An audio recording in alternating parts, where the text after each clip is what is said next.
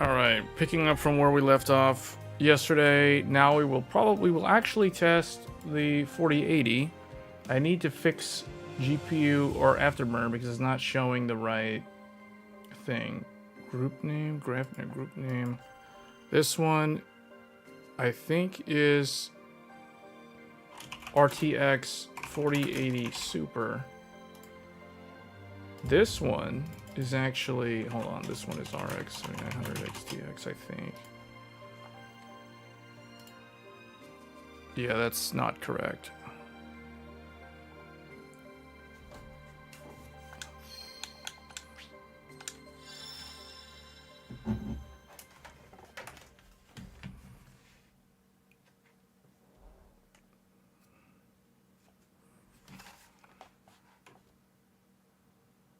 The one thing that is concerning about this game is, or not this game, I should say, the one thing that is concerning about this game is the power consumption of the GPU, like the 12 volt connector. So let's see. I need to fix the group numbers. The group numbers are all wrong.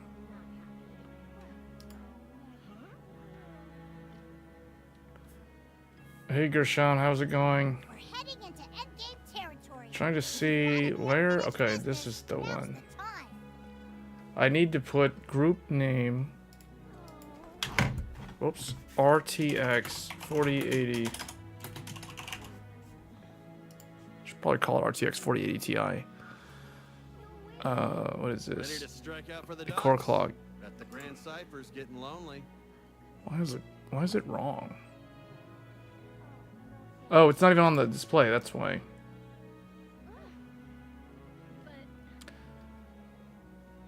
Okay.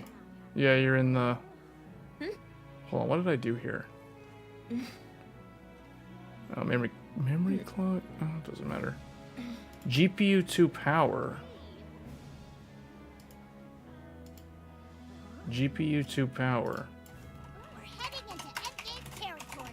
If you've got any unfinished business, now's the time. Okay, there we go. So, the one thing that is a little bit concerning to me about these Nvidia 40 series cards is the 12 volt high power connector. Where's that adapter? I have an adapter here.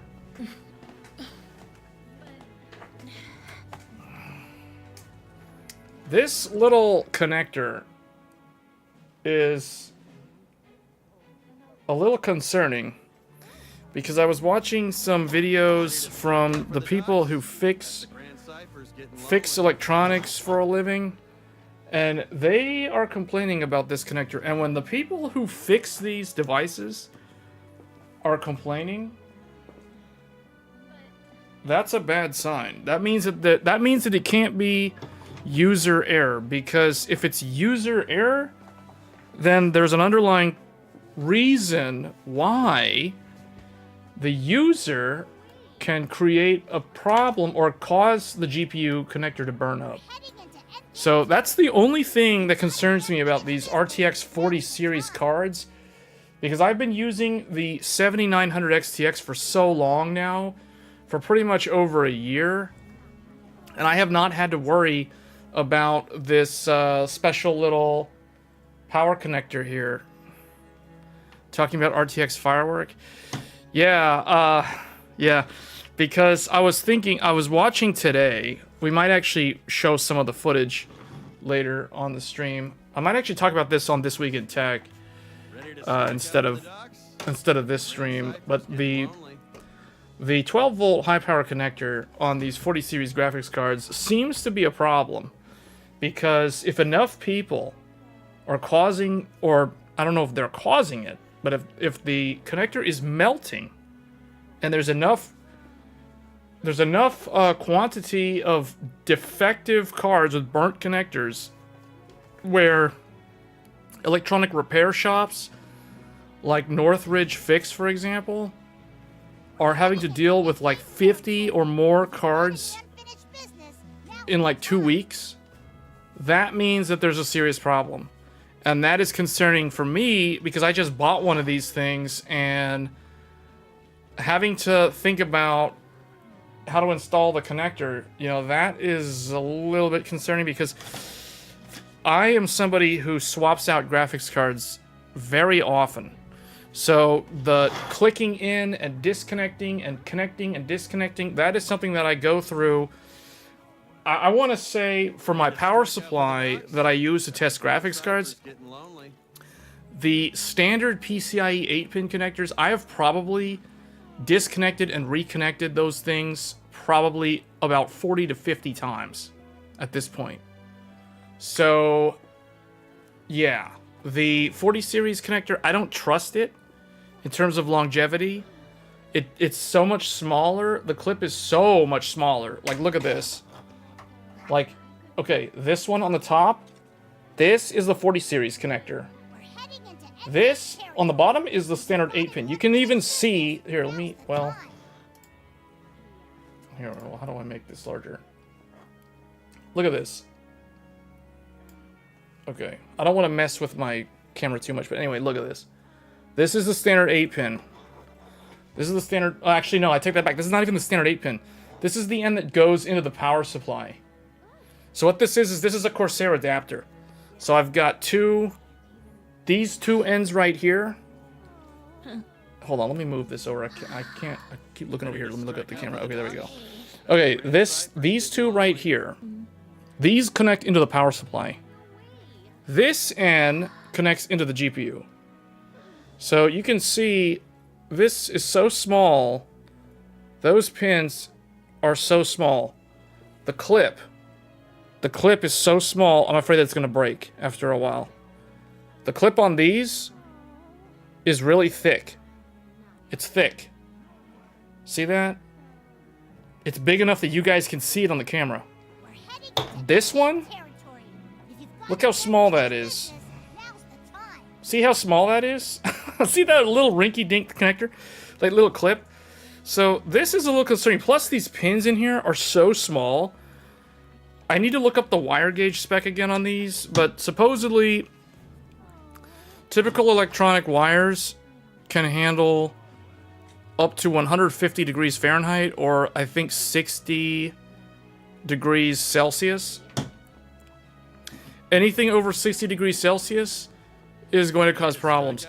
So I can only imagine that if the people who are running into this issue with the connector melting, if they're running their PC, if their graphics card is running at the power limit for more than like 3 hours, if they're on a long play session, for example, and they do not cap their frame rate on a 4090, and it's pulling like 450 watts consistently, I don't even want to think about people who are overclocking, or better yet, running factory overclocked AIB cards. We're heading into Yeah, that to me is a recipe for disaster. If they have poor airflow, and the thing is, like, I was looking at my case does not have the best airflow.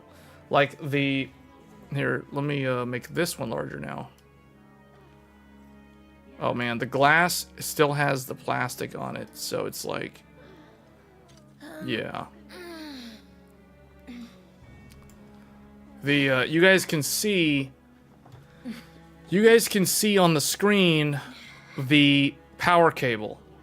So I am using a MSI 1300 watt meg power supply that comes with a native PCIe 5.0 power cable. Both ends are the same. One end is the very high power connector, the other end is the very high power connector. So it's not like the Corsair adapter. It doesn't have these things. It's basically this end on both ends. So it doesn't matter which side you plug into the power supply, they're going to be the same. So you guys can see I have to bend the cable. You guys can see I can't show the mouse because this is on a camera, but the cable arches over. It's like going over toward the graphics card. It's not coming from underneath up to the graphics card. And that's because the Fractal Torrent has the power supply mounted at the top of the case, not the bottom. So my cable is kind of arched in front. It goes in front of the front intake fan for the Noctua NHD15. Ready to strike out for So the Ducks? connector At the Grand doesn't have any airflow. See, the problem with the Founders Edition cooler, and I guess I can use the 3090 Ti as an example, is the, hold on, maybe I should just, let me mute this game. I don't want people to, like, not be able to hear what I'm saying over this game. How do I play back while idle? No, turn that off. Okay. So 3090 Ti.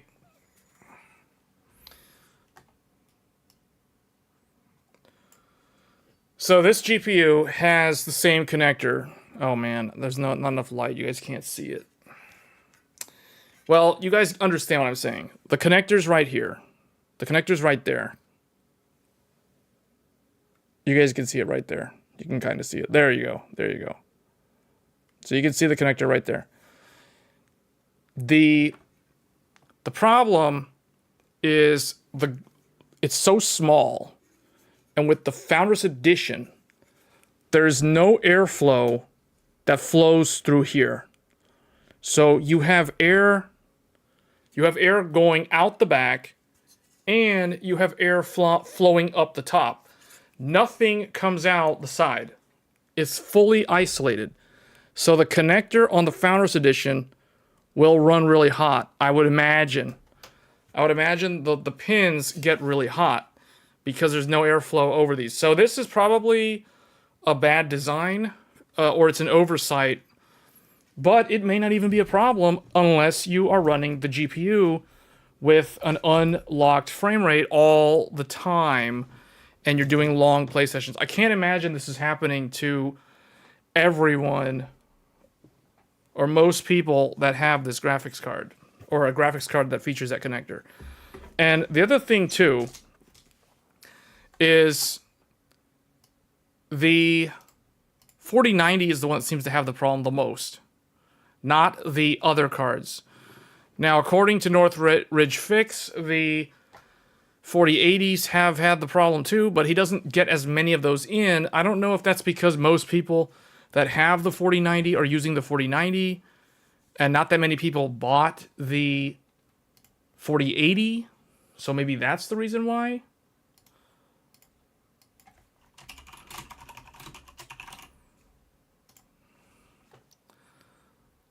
Hold on, what am I doing here? No, I don't want to, well, why is the RPM like that? What do I want to show here? I want to show the clock speed, I want to show the utilization, and I want to show the temperature.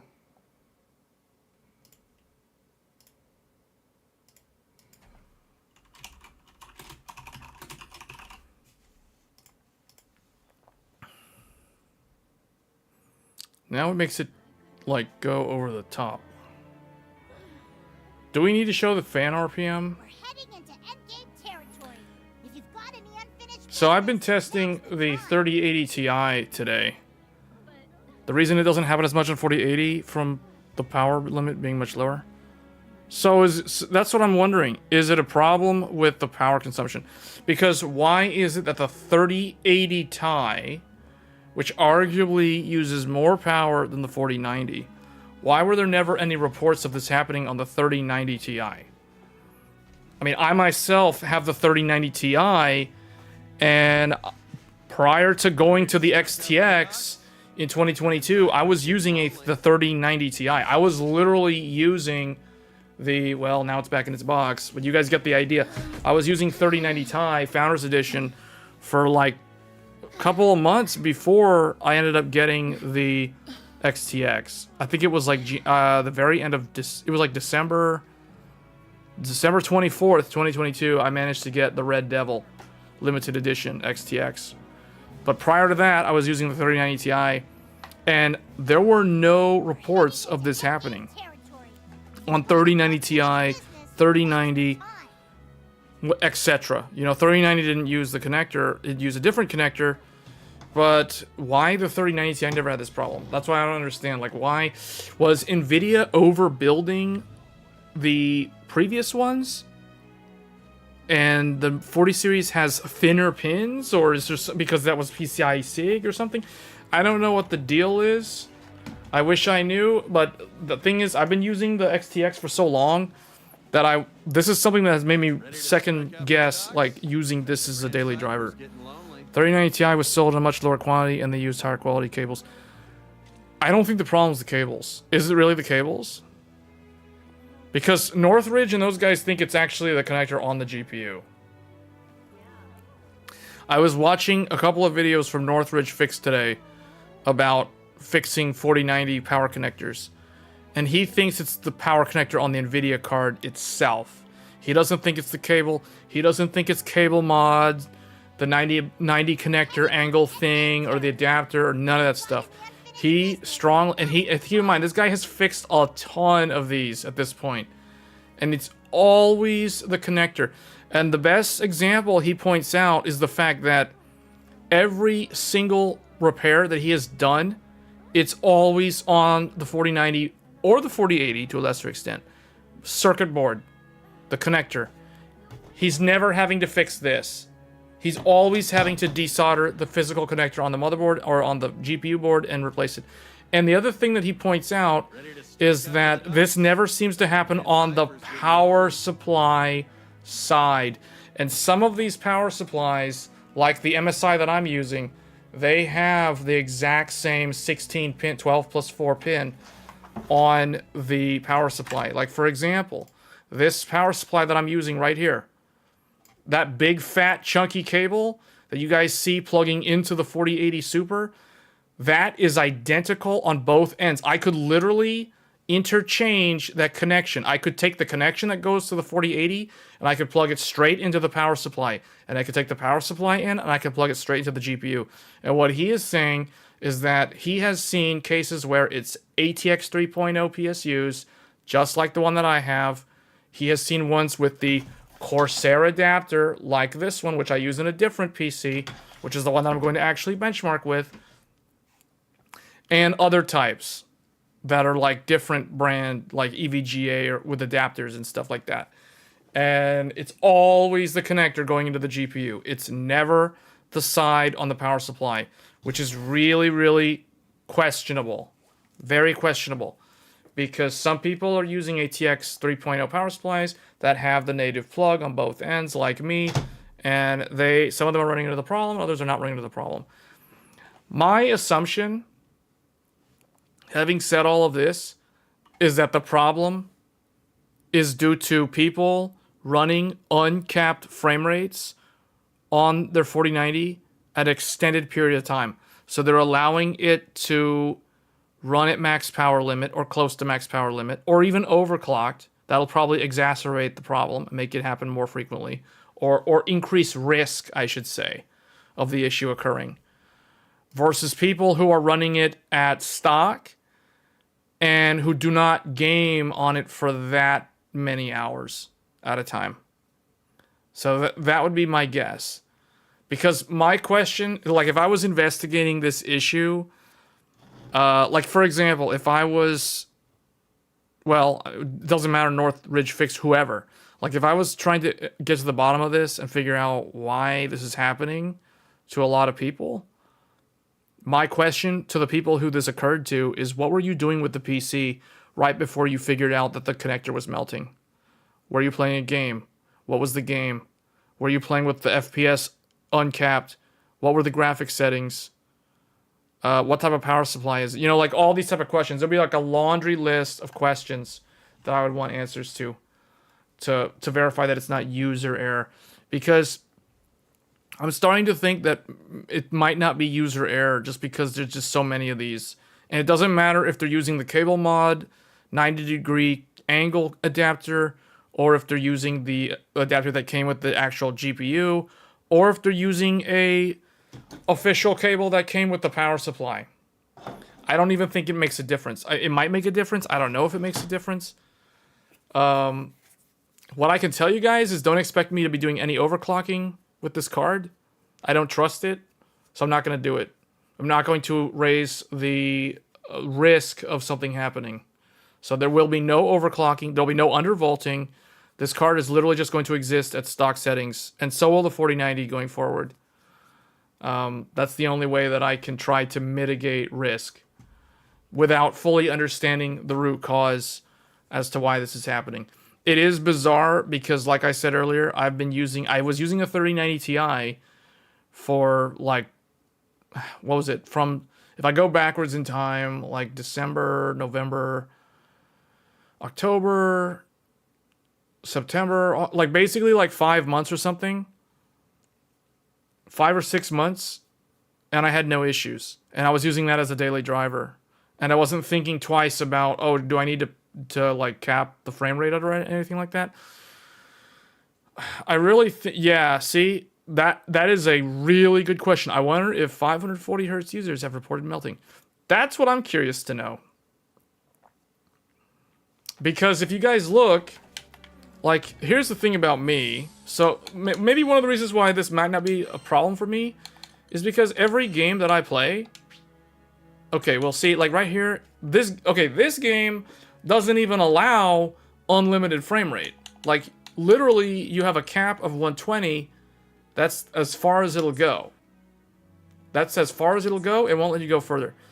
If this game had unlimited frame rate as an option, I would not use it. I never use uncapped frame rate. So maybe someone like me who always caps frame rate within the variable refresh range of the monitor, maybe someone like me will never have a problem. But yeah, that's a good point. If I had like a 540 hertz monitor, would I actually cap to 540? Or would I cap lower? I would probably cap lower. I'd probably cap at like 160 or 240. I don't think I would allow it to go that high. I'm of the opinion that you don't need more than 240 hertz. Some people might disagree with me on that. And I'm not going to tell them I dare you to run your 4090 at an uncapped frame rate. But I'm not going to do it. Sorry, I'm not going to take a GPU that I could easily sell on eBay for like $2,000 and burn that connector up. Sorry, not going to do it. It's like the my body, my choice, my GPU, my choice, you know? You know what I'm saying? My GPU, my choice. I'm going to cap the frame rate on it. I'm going to power limit it, or I'm not going to let it exceed its power limit at all. So that's what I do. I mean, you guys know me. I have a GPU collection. I like to keep that GPU collection the way it is. I don't want these GPUs dying on me. So I'm going to keep it that way. So anyway, we're going to use... So for those that are wondering, I am testing... Today, I benchmarked the 7900 XT because that was the GPU that was in the 7800X 3D machine. And then after that, I started testing the 3080 Ti. So the 3080 Ti is not with us right now. It's in the test bench machine, but I do have the box right here. And when I was connecting the 3080 Ti, the 3080 Ti does not use the same connector. It's basically a modified version of the 12 volt high power connector. It has 12 pins. It does not have the 4 sense pins. It lacks those.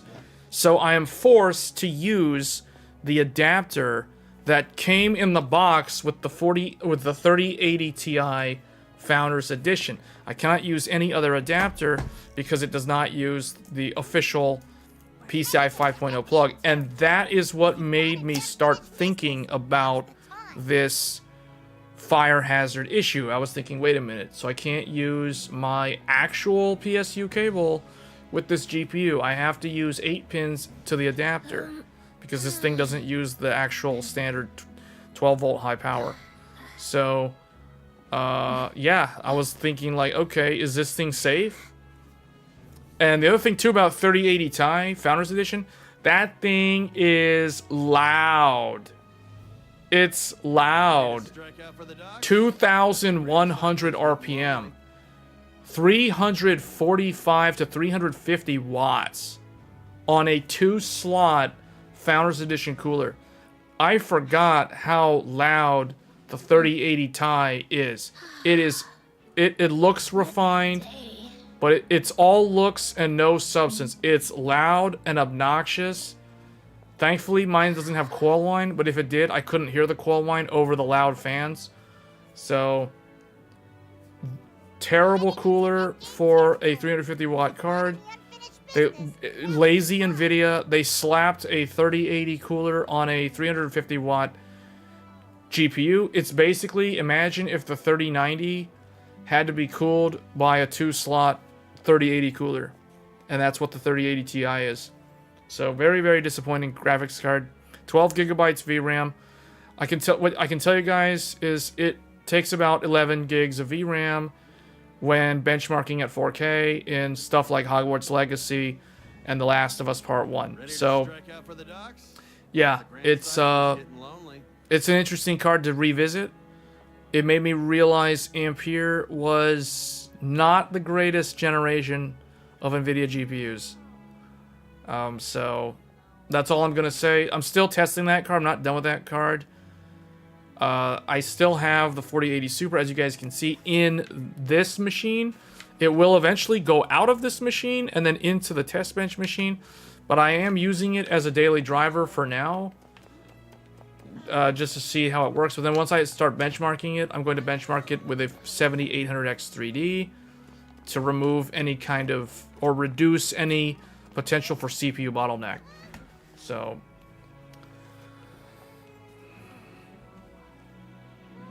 Alright, I gotta remove this one real quick. GPU 1 is like wrong because that is not plugged in. GPU 1. GPU 1. Oh, GPU 2 needs memory per process.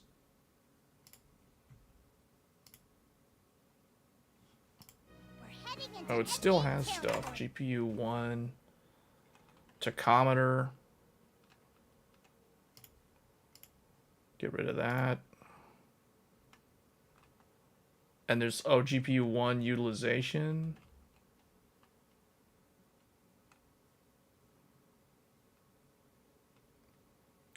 Hold on, where is that last one?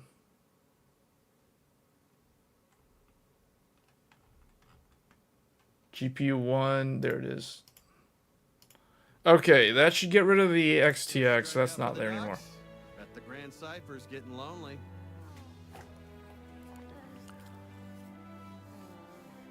Oh, we always go off topic.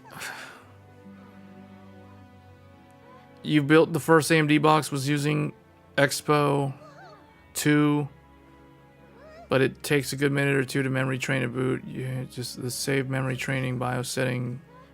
See, so that is off.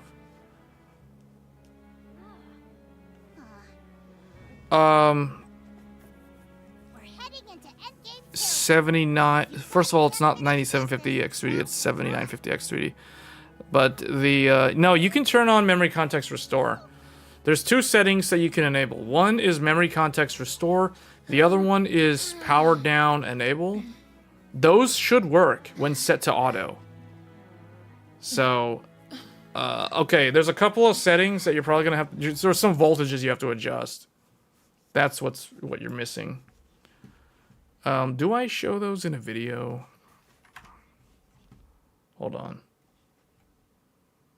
I think I covered this in a video.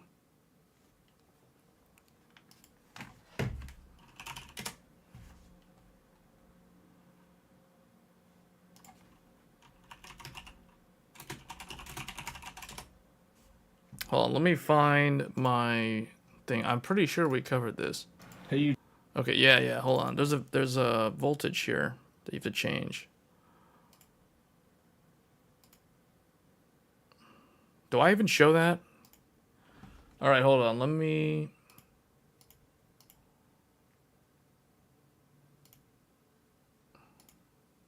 Okay. So in the BIOS... Hold on, where is the... So, in here, from the BIOS, the first thing we need to do is... Hold on, mute this.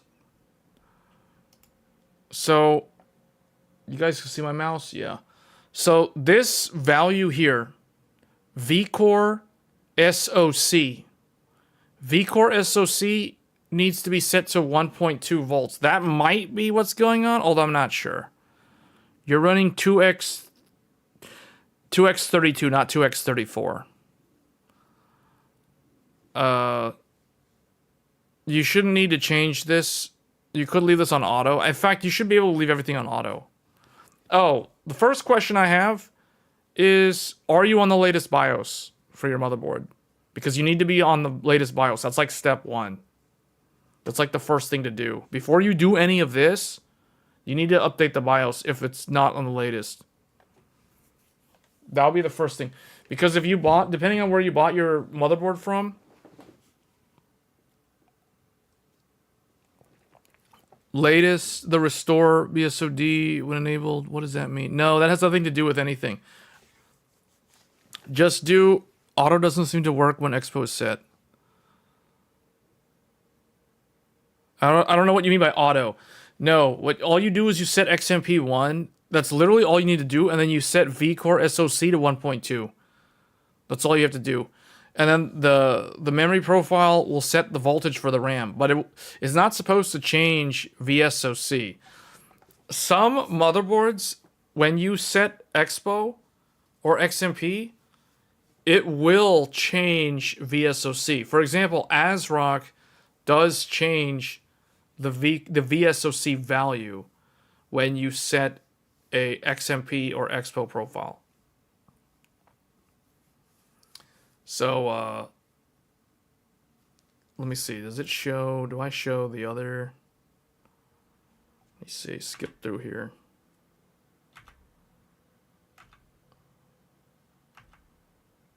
Okay, in here. Okay, right here. These two settings. These two settings right here. Powered down, enable. Now, it should be auto, but it should work. Memory context restore auto, it should also work. These two, they can be set to enabled. The main thing is you may have to manually set the RAM voltage to 1.35 volt. I don't know what RAM you're using. You just mentioned that you're running 64 gigabytes of RAM. I don't know who made the RAM. CL30 is probably Hynix though, if I had to guess. So without knowing the other timings, I don't really know, but I assume it's Hynix. And yeah, you just need to turn those two settings on, and you need to turn on. You need to set vCore SoC to 1.2 volts, probably. Probably, I would assume. I'm not sure, but I think that's what's going on. But yeah, the memory, this setting here, memory context restore, is what will stop it from taking so long to boot up. This will make it do like how it did on DDR4. So this is the setting that I would probably manually enable, but you don't have to. Yeah, these are the settings that you need to change though. Power down enable needs to be turned on. Memory context restore needs to be turned on. And the main one for stability, vCore SoC, needs to be 1.2 volts. You can manually set it because sometimes the BIOS might choose 1.1 or some low number like that. You don't need to go more than 1.2 actually. See, when I set mine to 1.2, it actually does 1.18. Like that's what it actually does, which is close but not exactly the same. So the other thing, the last thing I will tell you that you could try just to verify that it's not something with voltage, this divider, uClock div 1 mode, I don't know what Asus calls it, but basically the default is probably auto. You can change that to uClock equals memclock divided by 2. And also, if you're changing your Infinity Fabric, or also known as F-Clock, do not change that. That should stay at 2000 megahertz. Anyone who's telling you to change that, they're probably causing your computer to blue screen. So just leave that alone. Don't change the fabric. And you can probably try uClock equals memclock divided by 2. That helps with stability if you're on 4 sticks of memory, and especially if you're running above 6,000. So Those are the other two things I would try. But the first thing I would try is vCore SoC 1.2 volts. And if you want it to post fast, you would enable memory context restore and power down enable. All of these settings, if you can't find these settings in the ASUS AI tweaker menu or extreme tweaker menu, depending on what they call it, you would need to go under advanced and then go look at the AMD under AMD common BIOS settings DDR4 options, if I'm not mistaken. Somewhere UMC options in the AMD common BIOS settings or the AMD CBS settings. So that is that.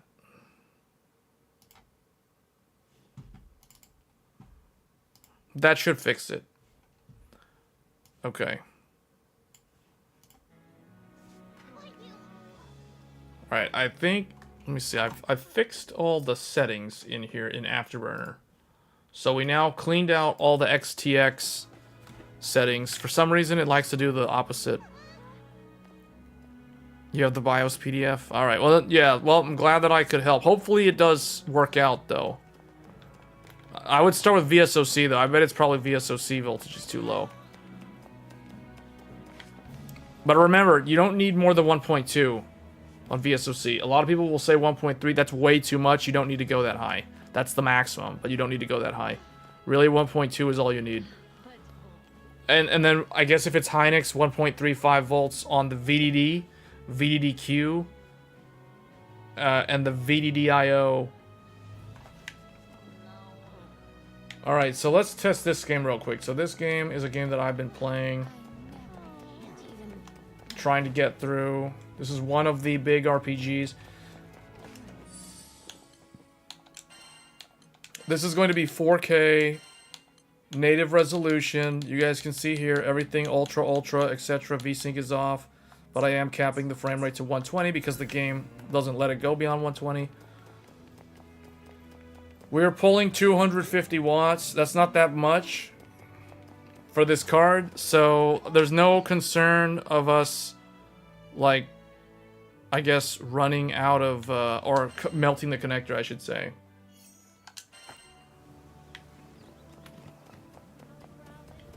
Actually, I am in the end game, so I might as well want to finish that. Let's see, the game actually dipped there for a second. See, it went below 60. It went below 60. Does this game have upscaling?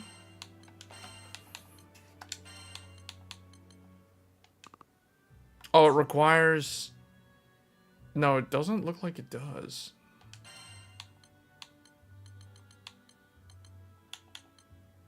Rendering. No, that's not it. That's the quality. So this doesn't have any form of upscaling. So you basically better have a powerful enough computer if you want to play this game. That's basically what it means. Because I feel like we've gotten to the point with modern games that it's like you can always fall back to upscaling if you need to, I guess. You need that Buildzoid BIOS music for the overclocking, bros? What's the Buildzoid BIOS music? The BIOS music? The BIOS music? What is that?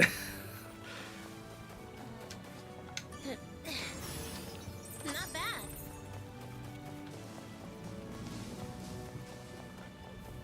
But see, look, this is the reason why I don't think we're done with rasterization. Look, we're playing a game that looks like this on a 4080 Super, and we're getting like 70 frames per second. At Ultra. This is why we're not done. When people say, oh, we're done with rasterization, no, we're not done with rasterization.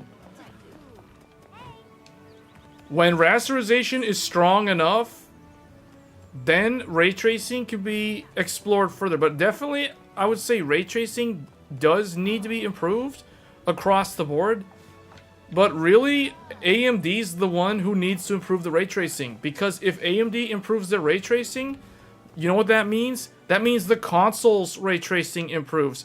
And when the console's ray tracing improves, everybody's ray tracing experience gets better. That's the reality. That's literally how it works. There's none of this like, oh, only the Elite 4090 can handle RT. I mean, this, like, okay, this game, it looks like it doesn't do any RT. But we're doing like 70 frames per second in a, what looks to me like a cel-shaded game with not really the best lighting system. Like, the global illumination in this game is pretty, I would say, elementary. It's not super advanced or anything. We got like a really high jump, but yeah. Imagine if AMD gets CPUs to do RT stuff. I don't know if that would work. I mean, because like RT is probably the most parallelized thing that you could possibly do because of how many rays it can cast. So, like, having a CPU do that, I don't know, like, that, how would that work? Because CPU is more like sequential, and I feel like to do ray tracing fast, the process would need to be very parallel, if that makes sense. So, but yeah, this game runs good. I mean, it looks like it's running pretty good if you consider this good. I consider this good. I consider anything above 60 good. Some people might think that, oh, it needs to be much higher FPS. I think if it's above 60, it's fine. It's when it falls below 60, that's when it raises some eyebrows. And you guys can see right here, it's doing good. Well, okay, I say that and it just went to 59. I say that and it just went to 59. Oh, man. Anyway. Alright, so... But the power consumption on this card's not that bad. 216 watts. This city is very CPU heavy though, because I noticed my CPU is using 96 watts of power. That's more than it normally uses while playing a game. So the CPU is heavily loaded right now for this game. So maybe that's why it's going down to 60. Here, let's leave this town. Let's go here.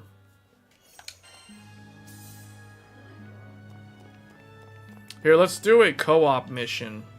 Good day. Create an online session. Or no, let's not create an online session. Let's do undertake a quest. Is there anyone that will give me the thing that I can get that allows me to get a new character? I guess this one? Open this up. Ready? We'll just go with the Dragoon. You always love cel shading since Borderlands. Yeah, this game's graphics looks a lot like Tales of Arise, although for some reason, Tales of Arise runs a lot better than this game. Tales of Arise uses Unreal Engine 4, if I remember correctly, but it's a cel-shaded anime-looking game.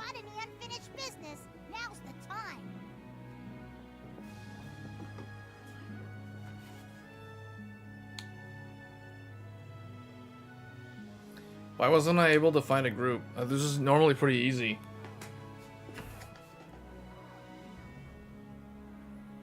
Hold on, cancel this.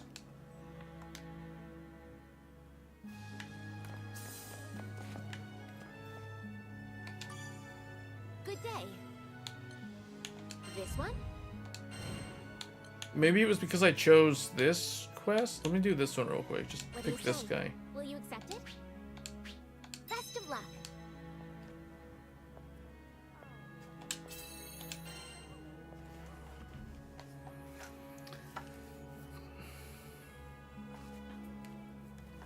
Most of the people that are playing this game and doing co-op are already like super high level. I'm like so far behind.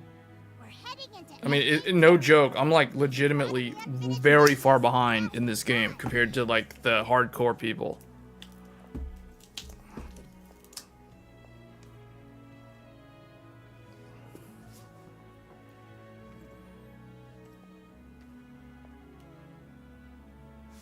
Ready to strike out for the docks? Bet the Grand Cypher's getting lonely. Alright, cancel this. Just go and do... Hello. Well, let's search for an online session.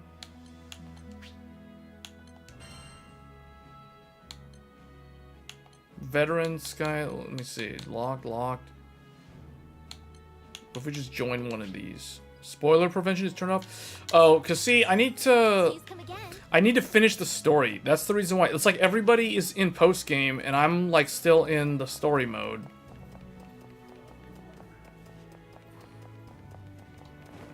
Well, anyway, this game it plays good. We're not gonna play too much on this game. It just, yeah. So it averages around like in the city, it's like 60 to 80. It's somewhere between 60 to 80. It's kind of like Hogwarts Legacy in that regard. Excuse me.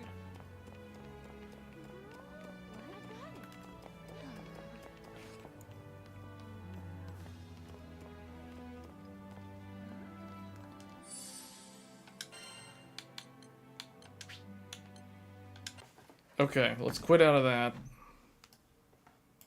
And then let me try like a dragon. See how this game runs.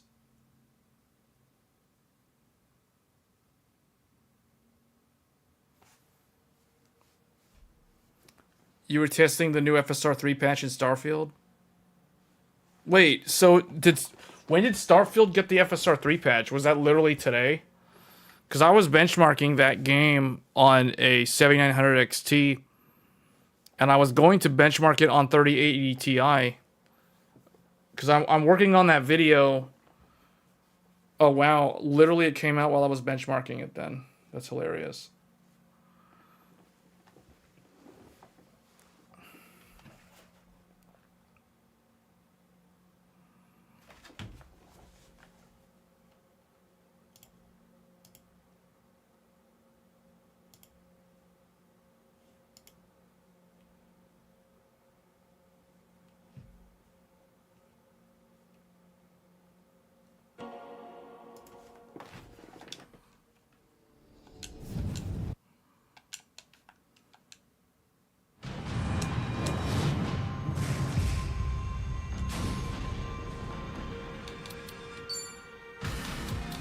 Man, this game's audio is loud.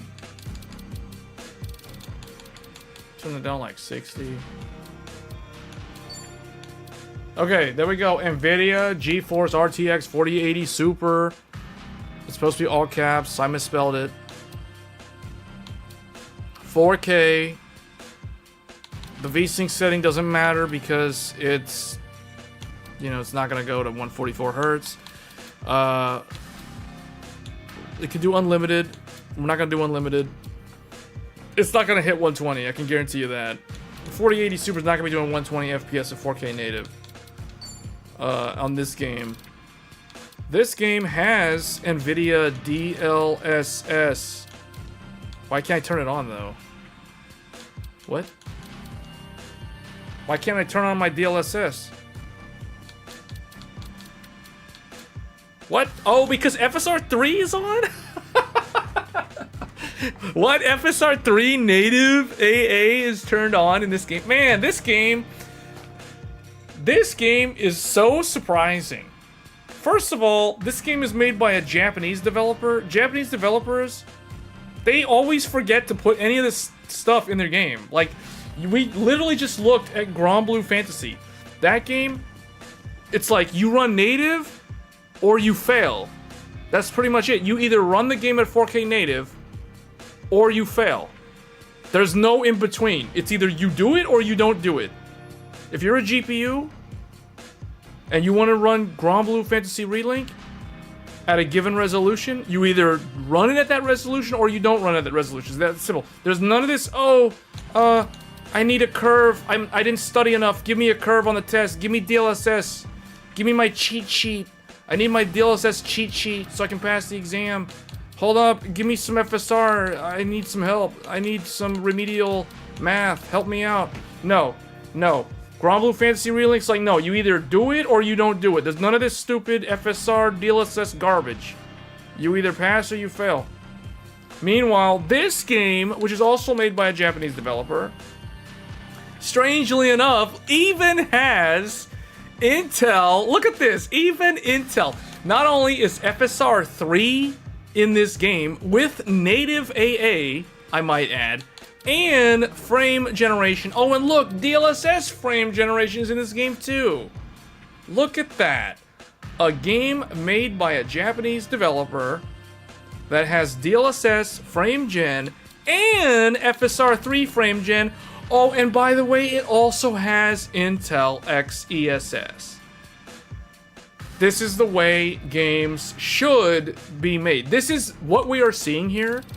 This is the ideal. This is the ideal. When a developer goes and implements all these different technologies, all of them. Like literally, there's literally 3 different AMD options in here. Now, they didn't really need FSR 1 as far as I'm concerned. I'm surprised that's in here. But man, this is bonus points. This is bonus points. Not only is frame generation for both Nvidia and AMD in here, even the FSR 1 is in here. And Intel. They didn't even forget about Intel. For the 5 people that use Intel graphics cards on a daily basis, they got them covered too. So, wow, everything's in here. All right, let's turn this off. Let's turn this off. I'm gonna do everything native first. We're gonna go a 100% resolution scaling. None of this, no crutch, no crutch. Everything's max. There's no other slider. I can't go any render scale 100%. Having all 3 upscalers in FSR 1 is impressive. Yeah, I mean, literally, like, all 3 of them. And what's funny is just, like, there's all 3 of them, but there's, like, all 3 of the FSRs are in here. Why are all 3 FSRs in here? I'm not gonna ding them on that. I mean, that's kind of, like, above and beyond. I like how this one's literally 1.0, and this is just 2. Even though this could be, like, 2.2. You know, like, it could be a different version of FSR 2, but we don't really know. Anyway, let's go with native res, everything maxed.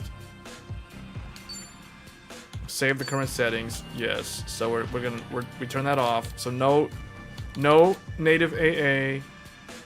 Borderless 4K. This is how I like to play my games. Cap to 120. I like to play my games like that. So I'm not gonna burn my connector up. All right, here we go. Yeah, this one. Alright, let's see what this GPU can do.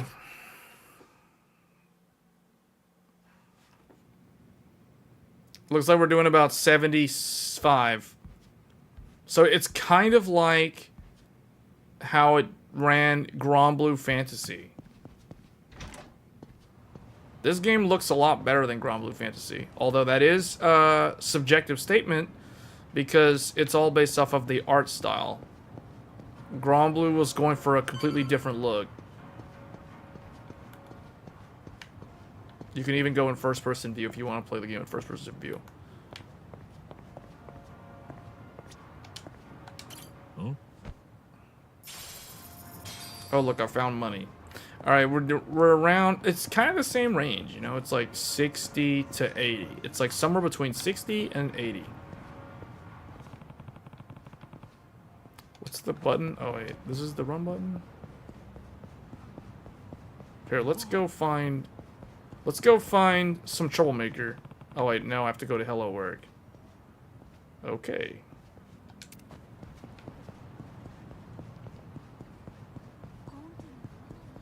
All right, we're just gonna play it at native for a little bit. Suspicious man. Burnout bully. What? Get out of here. Go to work. Go to work. If you're scared, go to church. Give me that cash. Okay. I don't got time for that. I'm native 4K right now. I'm sophisticated. Can I go inside here? Wait, I can't go and get breakfast?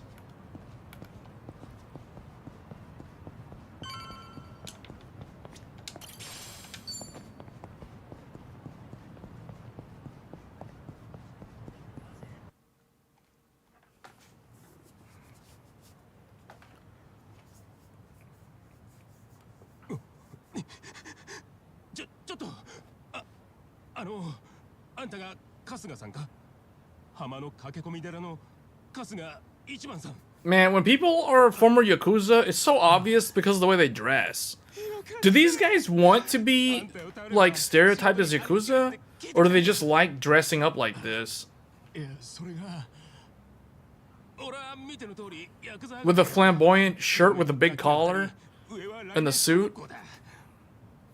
But he doesn't have a proper job, and look at how his shirt's open. Like, you don't go to work like that, pal. Dress for success. あんたを頼れば俺みたいなのでもまっとうな職に就けるって聞いてきたんだ頼む仕事回しちゃくんねえか But you guys can see, like, this GPU... 実はよ俺がここクビになっちまって仕事紹介できなくなっちまったんだ He just lost his job. Feels bad. 来てくれたやつにそれを知らせたくてここで待ってたんだ本当にすまねえ嘘だろ俺はどこ行っても門前払いされてもう首くくろうかって時にあんたの噂聞いてきたんだぞ藁にもすがる気持ちでよなのにその本人がクビだあんたも職がねえってことかそんなバカな話あるかよ Up to 282 watts? Yeah, but remember, this thing can go all the way to 320. It's 320 watt TDP. It literally has the same TDP as the 3080.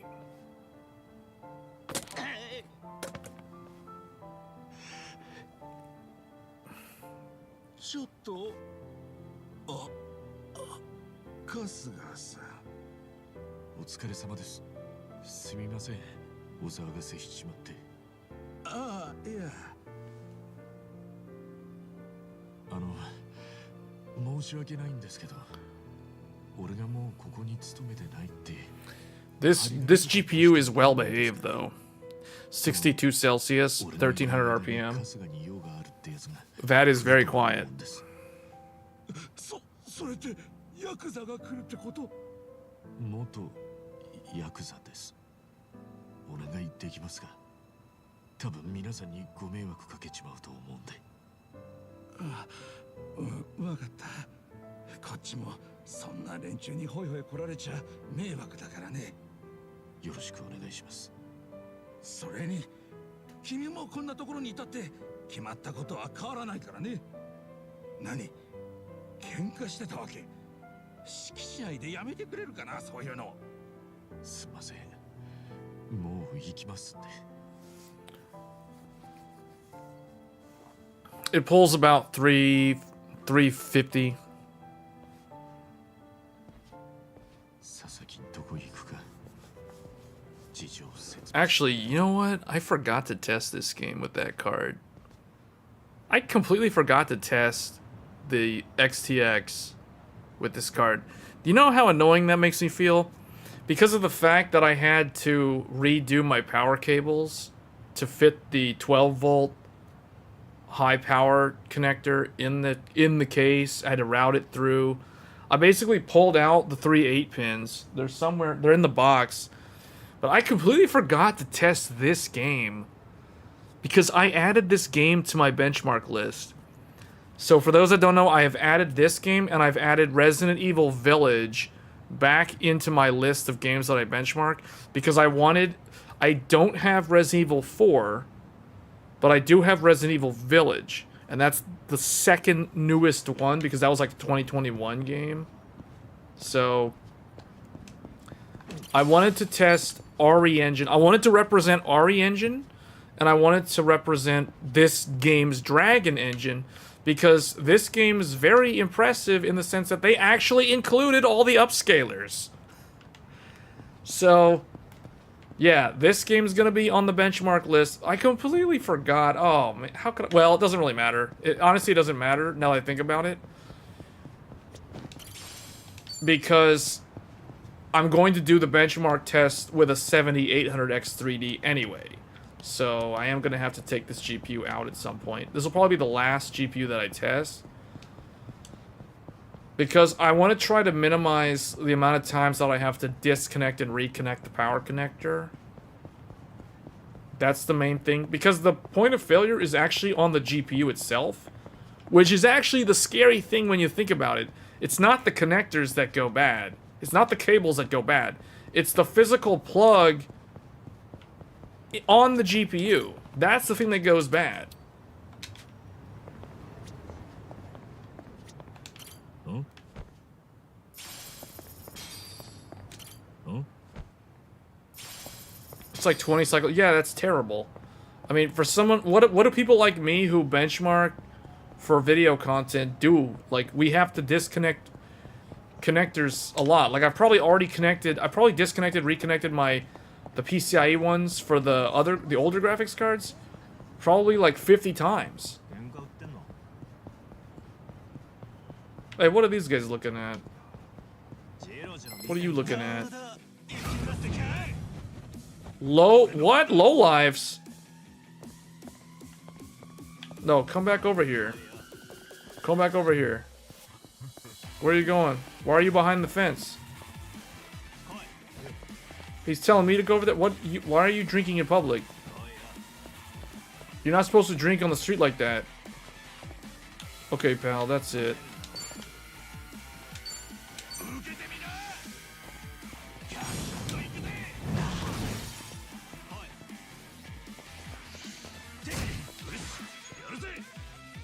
Wow, that guy hurt.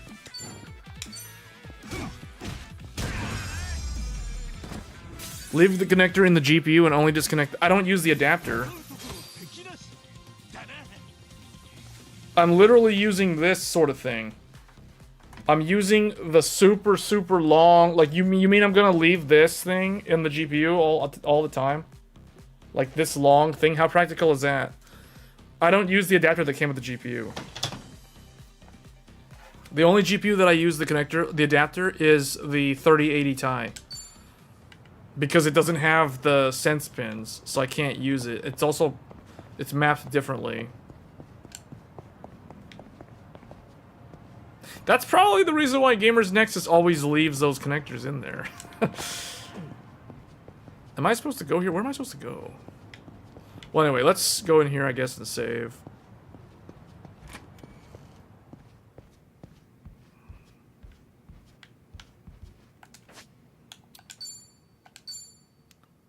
Let me see, do I save on 2? Guess we'll save on 2. Hold on, let's do one thing.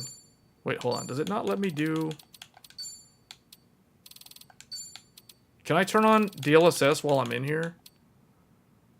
Oh, wow, okay, hold on, actually... DLSS quality...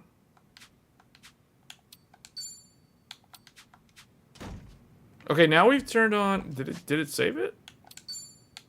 I don't see a difference. Oh no, it didn't save it. Quality. Okay, DLSS. Quality. Look at that, check it out, check it out. Solid 120 FPS. Solid 120 FPS. The power consumption went down because we're at 1440p now. This is the reason why upscaling only really makes sense for 4K gaming. Because 1440p already looks good enough that you like upscaling from 1440p.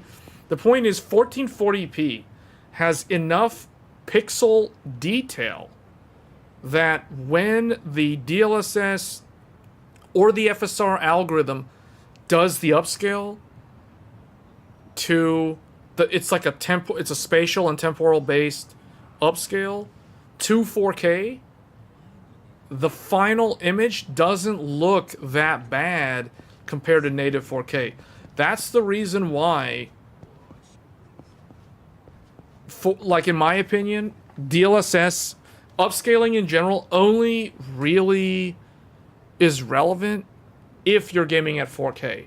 If you're gaming at a resolution like 1440 or lower, then the upscaling it's going to work, but it's not going to give you the best image because there's not enough pixel detail at resolutions at like 1080p, for example. And then trying to stretch that up to 1440 or stretch it all the way to 4K. That's the reason why. See, like, look at this water. This water doesn't look... That actually doesn't look that good. See how that looks? That texture mesh does not... That reflection from the sun on the puddle does not actually look that good. If some angles, like at this angle, the puddle looks pretty good. But if you shine the sunlight directly on the water, that doesn't look that good. So let's test... How does this look if we go to... Like, let's just turn off the DLSS. Turn this off. Now we're going back to 4K native. And immediately the frame rate drops, and immediately the power consumption goes up. And yeah, it doesn't really look that different. One thing I noticed is that DLSS was not constructing his shadow correctly over the water when I'm looking at the sun. Now I can see his shadow correctly rendered over the water. Like, there's two different layers to it. There's a reflective layer in the water, and then there's the shadow just cast on the actual gravel. Water's kind of blocky. Yeah, the water from the sunlight on the water looks kind of bad, but... Alright, let me see. What else do we have in here? We've got FSR1. Let's do FSR1 quality. Okay, already I can see shimmering. I can see the shimmering on the rims of that van behind him. And I can see shimmering at the bottom of the fence. I can also see shimmering on the top of the green fence.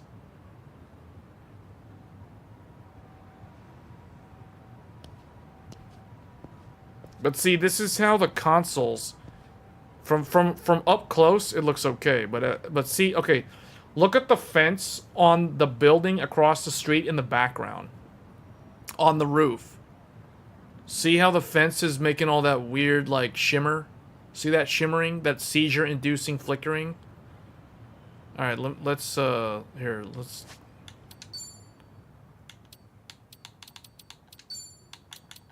Let's try... Turn this off. Native. See? At native resolution, the fence no longer flickers. Now let's try the DLSS again.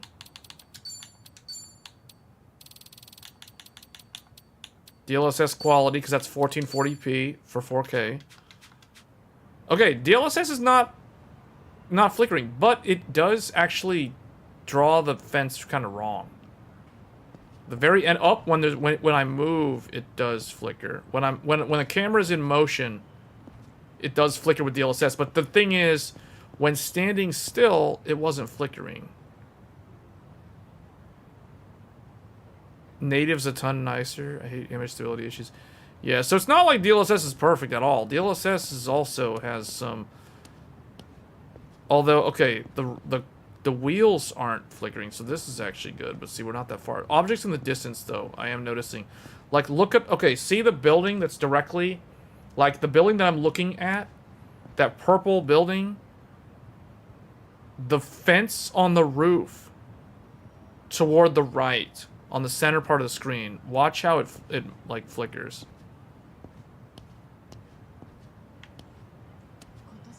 It's actually not that bad. There it's bad. Now I notice it. Especially when that power line crosses in front of it. The railing. Yeah, the railing. That's the right word. Okay, now let's try turn this off. Try FSR2 quality. Yeah, see? It is flickering. Not as bad as FSR1. FSR1 was... Oh, the fence doesn't flicker. The green fence that's nearby doesn't flicker. And now, at this camera angle, nothing's flickering. So basically it's the same as DLSS. But if I go up, and I move... The railing... Okay, actually, I guess it's kind of like DLSS. It's like it happens when it's in motion. When the camera's moving, when the camera's panning around... As you see, honestly, this one doesn't look that bad. I would be hard-pressed to tell the difference on this one. I'd need, like, a side-by-side.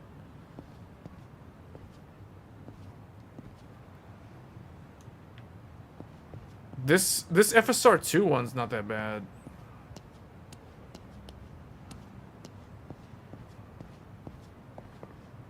Yeah, it's hard to tell. Alright, now that leaves FSR3. So if I turn that off, let's turn this one on. I need to read up on FSR3, what it does differently from FSR2 when it comes to just the upscaling. See, like this? I can't tell what's the difference. One thing that's different is notice that it's not... Notice the railing's not shimmering. Okay, it does shimmer a little bit, like DLSS when we're going this way, but when we're going that way, it's not doing it. It's interesting.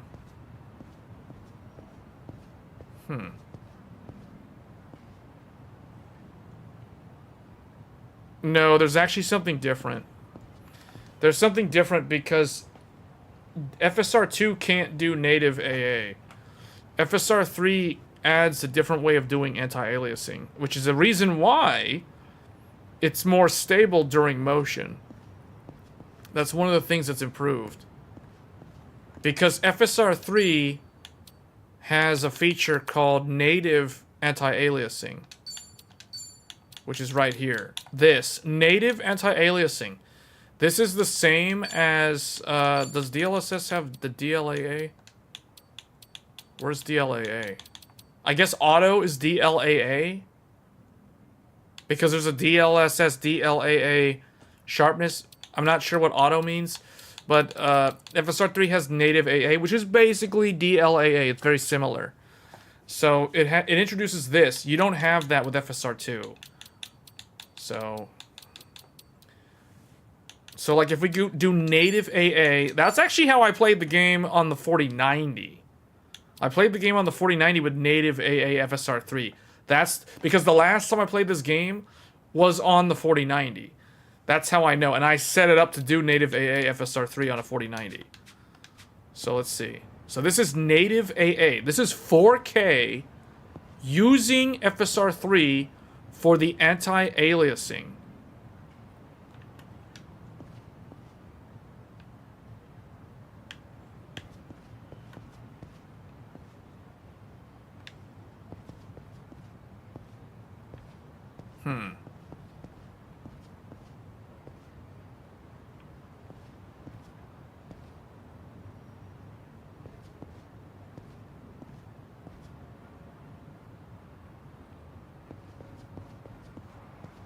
Those guys don't aggro to me when I'm on the other side of the fence.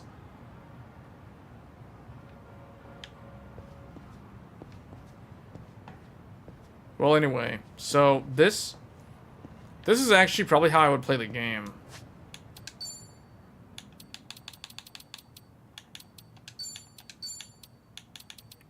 Alright, the last one to test is Intel XESS.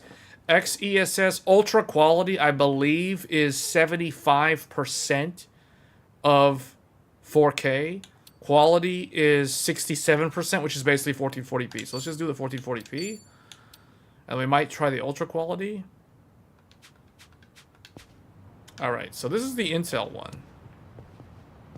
So let's go back over here. So far, this one looks pretty good. I'm not seeing any flickering. Okay, I see a little bit when we go that way. Let's go this way. This is actually pretty good. There's a little bit, but the thing is, that's actually okay. The railing over there, the rusted railing, that one tends to have more trouble with image stability. But this is actually, Intel's one is actually not that bad. Wow, okay. We're doing a solid 120. That's because it's 1440p.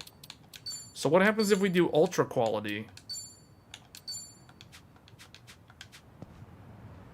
We are dropping to 100 frames per second. Man, okay. XESS seems to be pretty good. And the thing is, Intel has their own, like, exclusive one. There's a version that works on everything, which is the one we're using, I assume. And then there's one that they reserve only for their Intel Arc GPUs, which is supposed to be better. But this actually looks pretty good. DP48, yeah, those things.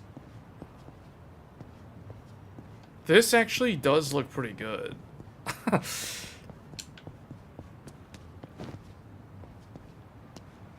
Yeah, those railings, when standing still, when panning the camera, okay, they do... See how they kind of do that weird shimmering rubber banding, whatever you want to call that?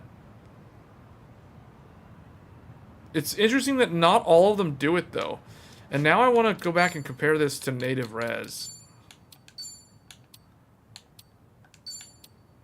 Alright, now we're native. See, okay, native definitely has the least amount of rubber banding. Native has the most stable image. For sure. Man, Dragon Engine's pretty good. This game engine, like, okay, the reflection from the sunlight on the puddle looks janky, but it doesn't look terrible. And from normal angles like this, it actually looks, okay. Like, the puddle right here looks pretty good. But, like, from looking straight down at it with the sun, that looks pretty bad. But overall, this is surprising. Street punks. Alright, I want to, like, grab this, punch him into the front. Yeah, there we go.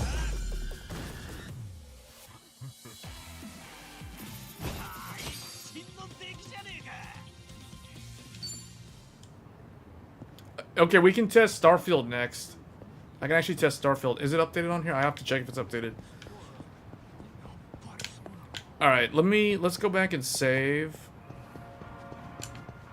Walkathon 5. Okay, apparently I'm achieving stuff while doing nothing but just talking about upscalers. So that's cool.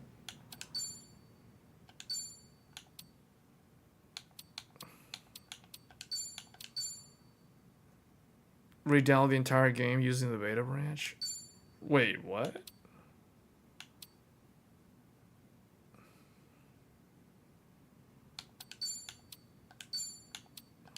Alright, let's, where's Starfield at? Do you really have to reinstall the whole game? It says FSR 3 comes to Starfield.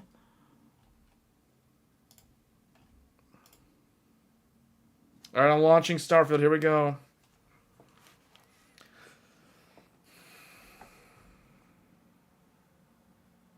You need to go into game properties and select beta. Oh, whoops. Started up the game. Okay, so, hold on.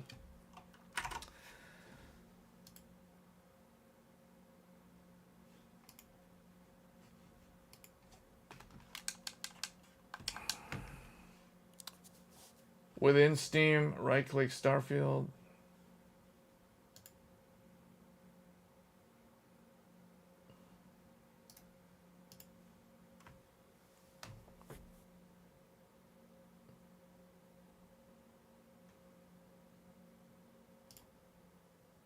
Oh, betas. So I go to the beta tab, beta participation, select the beta you'd like to opt into. There's none, and there's beta-beta. So that one? Hold on, this game is starting up. What's going on here?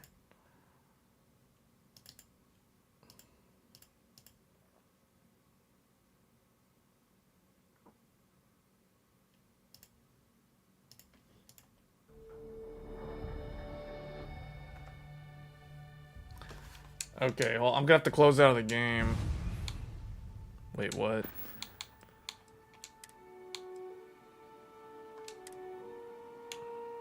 Yeah, cause see, it. Hold on, why am I not able to? Oh, there it is. Okay. Nvidia DLSS. Why is it like the? Oh, because this is turned on. How do I turn this on? Frame generation. Dynamic resolution. Why am I not able to choose DLSS though? Upscaling is off. Wait, upscaling on? What? Oh, there it is. Okay. DLSS. Performance Ultra. Okay, quality. DLAA auto. See, okay, auto. So wait a minute. So that game had DLAA in one setting, but didn't have it in the preset. Enable upscaling. Yeah. Okay, so this is quality. Well, let's test this first, and then we'll test the... Well, okay, no, let's go ahead and, let me quit out of it. Let me fix the beta. This isn't gonna mess up my save file, is it? Like, if I opt into this beta? Is it gonna have to re-download the whole game? Uh-oh, it's downloading the whole game. Starting download. Hold on.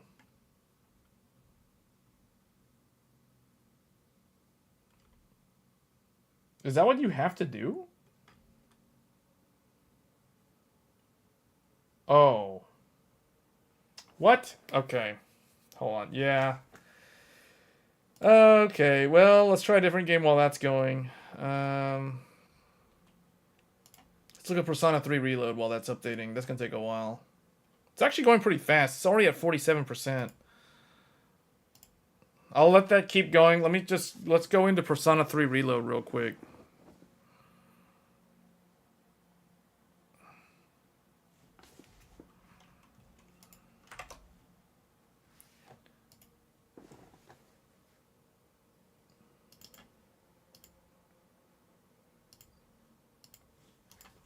Okay.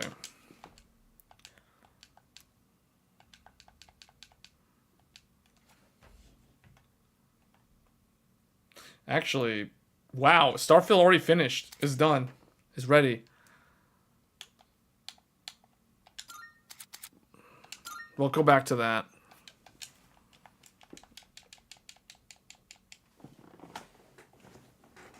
Okay.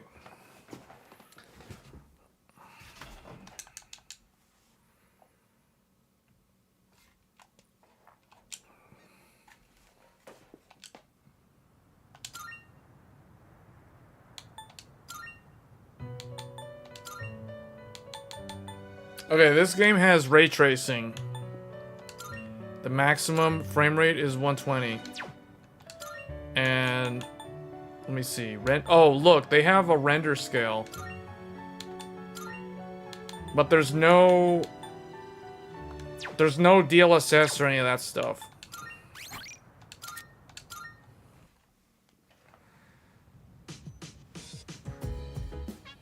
All right, here we go. There it is, the mirror. We make such a big deal about the little mirror in the room because of the ray tracing. The mirror. All right. Man, this game is so swag. This game is so cool.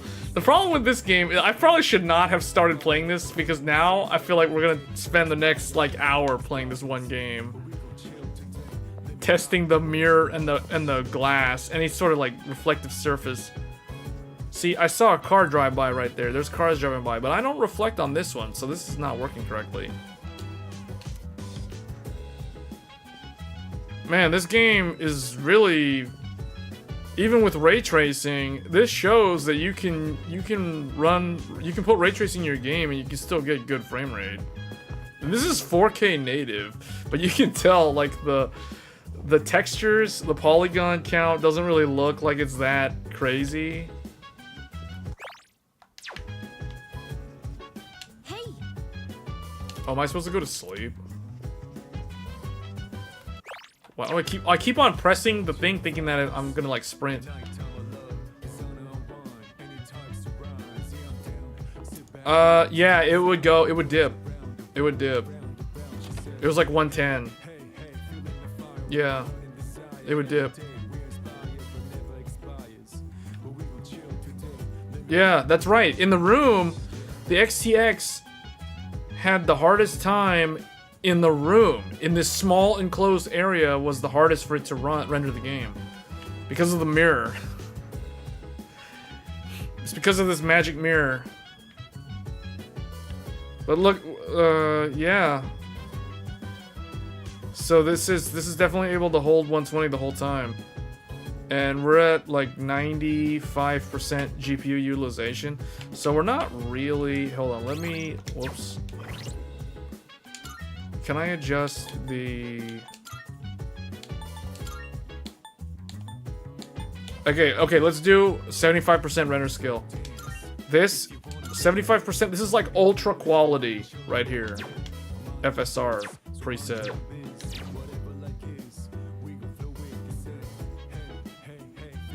Okay, all this did was drop the GPU utilization to like 63%.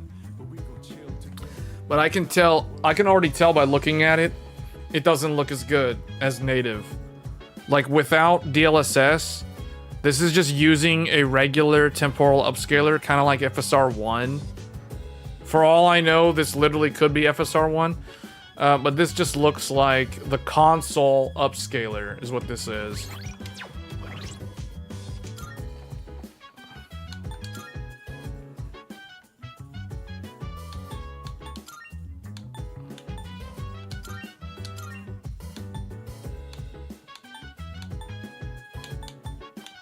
Now let's do 30 frames per second. 30 frames per second. This is the PlayStation 4 experience. This is PS4. 30 FPS. Look at that frame time. 33 milliseconds. 33 milliseconds. PlayStation 4. This is PS4 gaming right here. But you guys can see, look, we're at like 50 watts of energy. 52 watts. 60 watts of power. In the living room, it takes 60 watts of power to render the game at 4K 30 frames per second. Seems Force TAA. 50 watts. 50 watts. This is the reason why laptop gaming is pretty much 30 FPS for 4K gaming. Because laptops can't go above like 45 watts. The GPU, like the CPU in a gaming laptop is typically like a 45 watt part. And that's just a CPU. So the GPU is usually like 60, 65 watt TDP. So which is basically what this 4080 Super is outputting right now. And that's the reason why I don't believe in gaming laptops. Like, I literally don't believe in gaming laptops. They don't exist. You know, it's like they literally don't exist to me. Because it's like a gaming laptop can only, the GPU in a gaming laptop can literally only push 60 watts. So this is what you could do on a 4080 Super with 60 watts. You can do 4K native, 30 frames per second. You can game like a PS4 with much lower power consumption.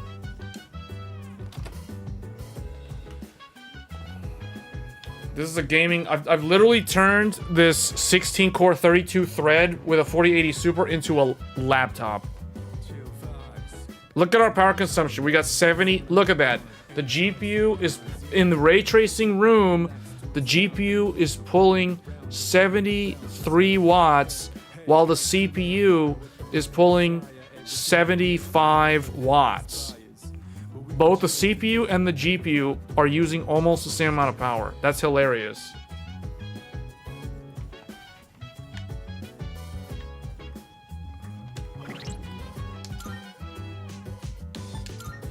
All right, let's go back up to, let's do 60. Let's cap at 60. All right, this is 60. Already, this feels so much smoother. Okay, this is PlayStation 5. This is PS5 style right here. 157 watts. CPU power went up to 80 watts. Oh, 50%? I keep pressing the wrong button.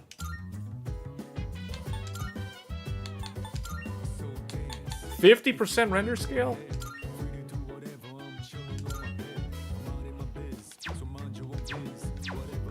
This is gonna be what exactly?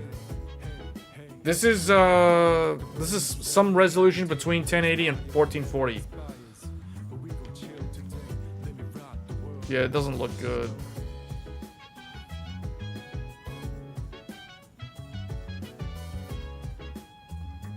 Still 50 watts though. In the ray tracing room, what happens if we go out into the hallway?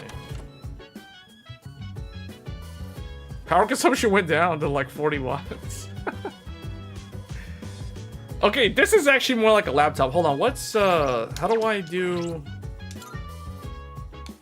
25% resolution scale would be 1080p. Oh, this is as low as it goes. Yeah, this is laptop gaming. This is laptop gaming. The only difference is it's flipped. It's flipped because the CPU would be 40 watts, the GPU would be like 80 watts. So it's like my CPU is basically using the power consumption of a laptop GPU, and my GPU is using the power consumption of a laptop CPU in this configuration. Look at the temperature of the GPU though. The GPU is all the way down to 33 Celsius. See, this is the thing. This cooler, the cooler on the 4080 Super, it's designed to handle up to 450 watts. So we're so low on power consumption right now for this game. The fans are still spinning at 1100 RPM for some weird reason. And we're at 33 Celsius as a result of that. And the GPU's only at like 40% utilization, 39% utilization.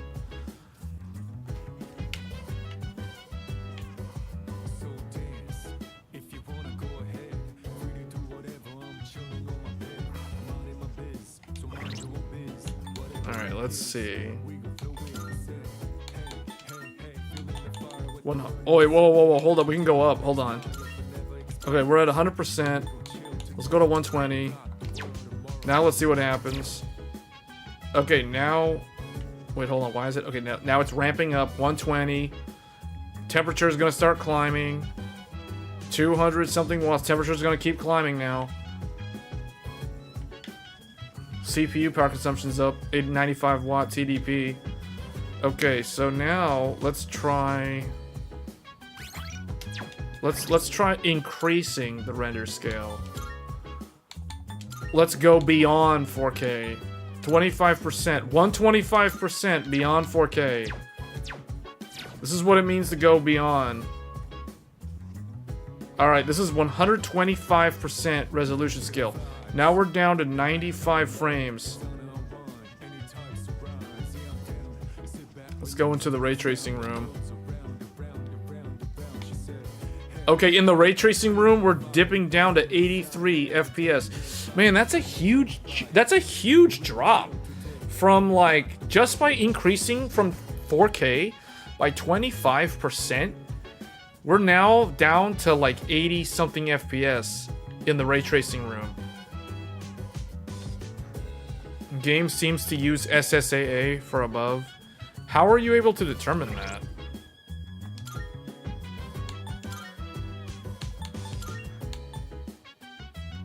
All right, here we go, 150. Increasing the amount of pressure. Oh man, it's now at 150. It's literally sub 60 now.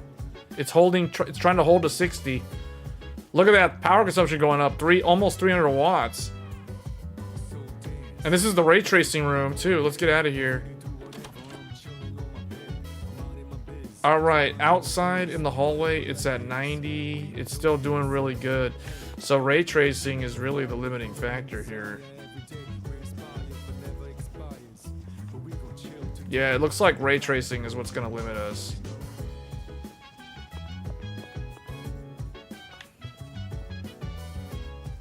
PC Gaming Wiki says that it does that. Man, the ray tracing. Look at that. All right, here we go. Here we go.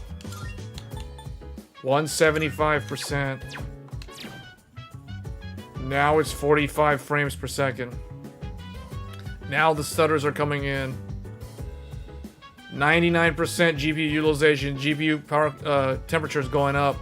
60 Celsius. 1200 RPM.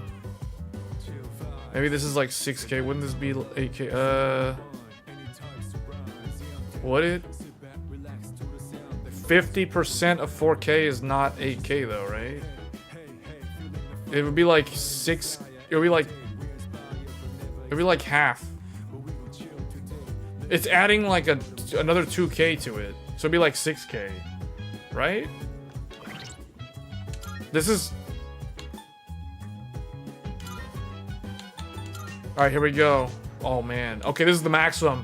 This is as far as it goes. 200%, full power, Super Saiyan 3. It's sustaining it above 30. It's sustaining 200% resolution scale above 30 FPS. What I remember is XTX was like 28 FPS here in this room. So the XTX wasn't able to stay above 30 in this room at 200% resolution scale. It was sub 30. We're holding above 30. So this is basically PlayStation 4 experience now. This is like playing the game on a PS4, only with a much higher resolution. The fan is slowly getting louder. It's at 1300 RPM. We go outside. Look at this. Outside, 200% resolution scale. It's actually able to go above 60 in certain areas. Now, I didn't test the XTX outside the room, so I don't remember what its number was. I know that it was like sub 30 in the room with ray tracing.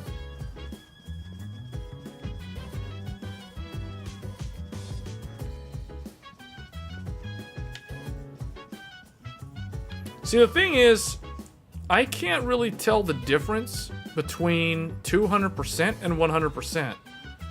It doesn't look that much sharper to me. See, like, look at this. Seems like about 5.5K.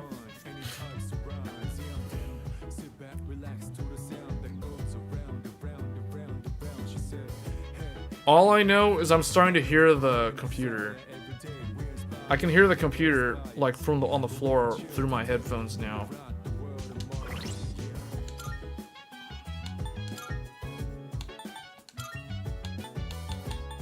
What if I turn this off? Reflections are off. So now what happens when we go to the wall? Well, the thing is, with reflections off, it seems to be doing a little bit better.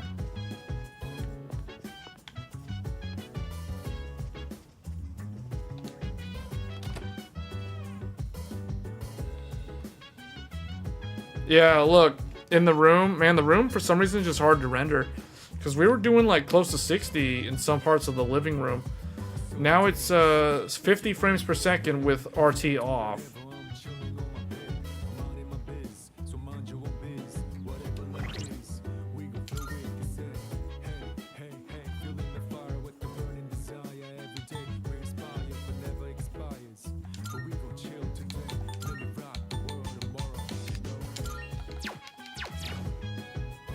Yeah, see, that just kills the frame rate. Wow. The game uses like 8 gigabytes of memory. VRAM's not going up with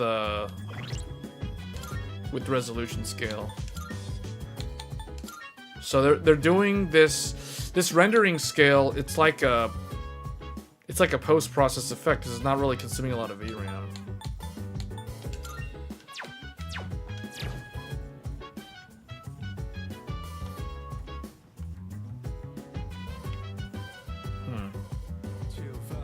That's interesting.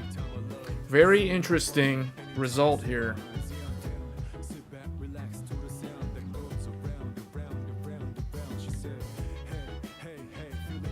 You know, the 4080 Super, I will say though, I am impressed with the power consumption on this thing.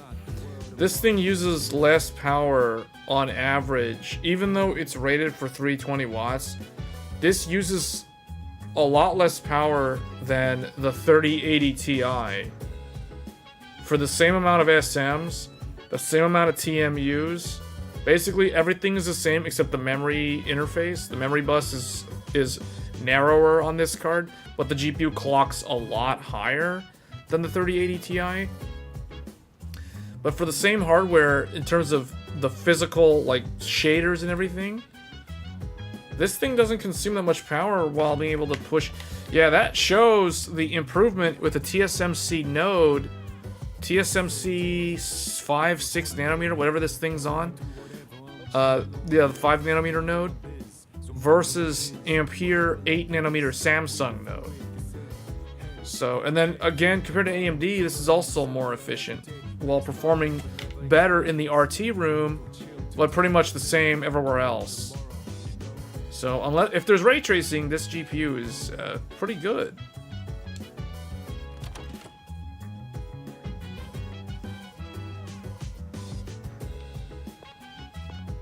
I should have done this test for the XTX. I don't have any test data for this game. Like, all I know is that in the room with ray tracing, it's like anywhere from 100 to 110 FPS, whereas this thing's 120.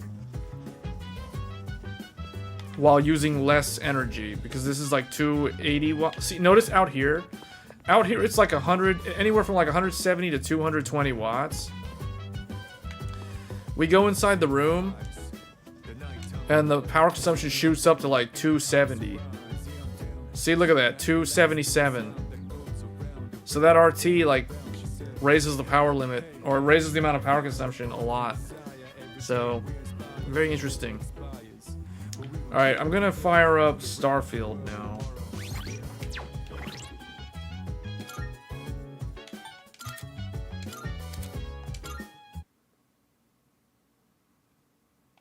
Was that the correct way to exit? Oh, I guess this is how you exit? How do I exit? Oh, end game? Okay. Starfield beta, here we go.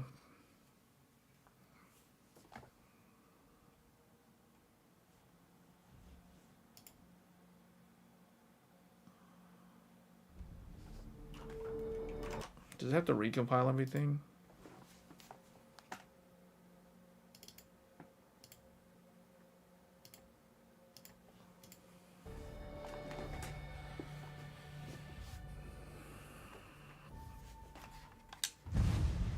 Oh, I guess I play this game with the keyboard and mouse.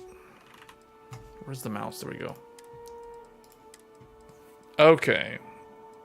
So now... Oh, there's FSR3. So they added FSR3, DLSS, XESS is also in this version of the game.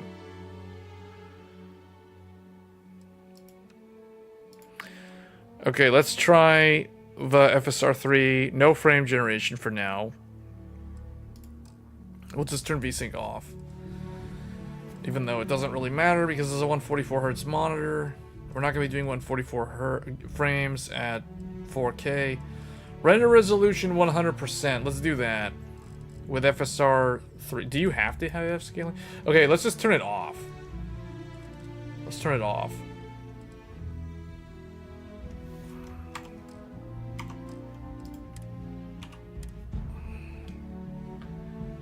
Alright, this is going to be the last game.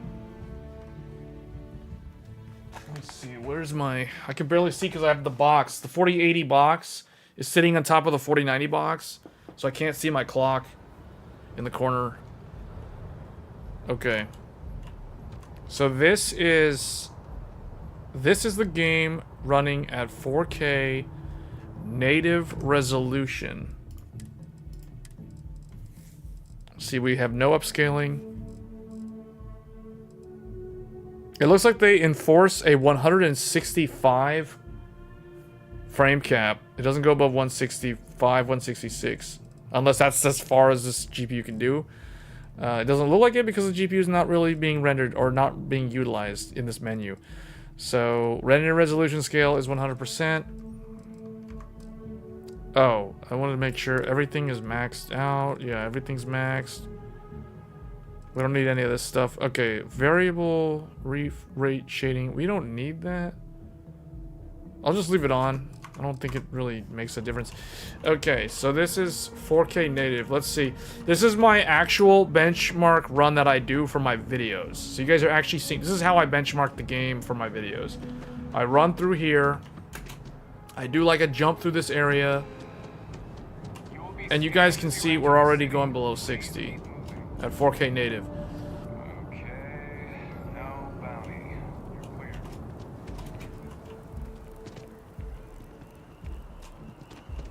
This area can be quite CPU heavy because there's a lot of NPCs.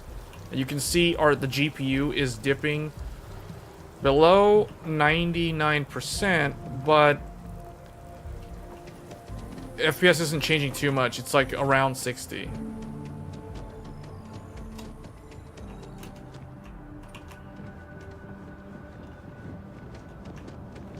You will be scanned as you enter the city.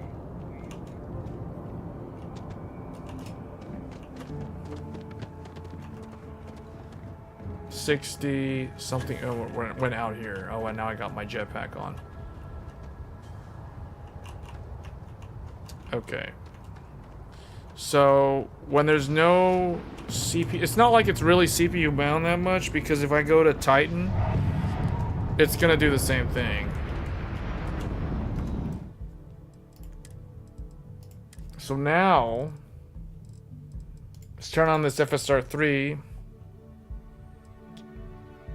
It doesn't have a quality preset, or does it? Oh, DLSS has a quality preset. So the DLSS quality presets are here, but the FSR ones are not? What? Alright, let's do DLAA. DLAA. This is DLAA. 4K native DLAA. They recommend FSR3 to have VSync on with the VRR.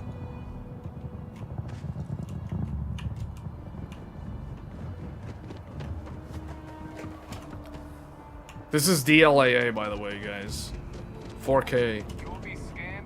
It seems like it's exactly the same as it was without DLAA in terms of the frame rate.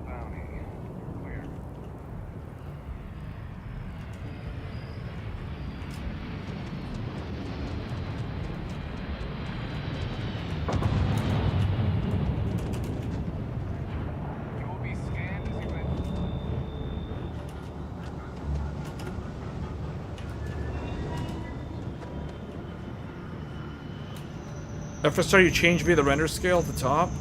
So wait a minute, if I do DLSS, oh, I can't change this with DLSS.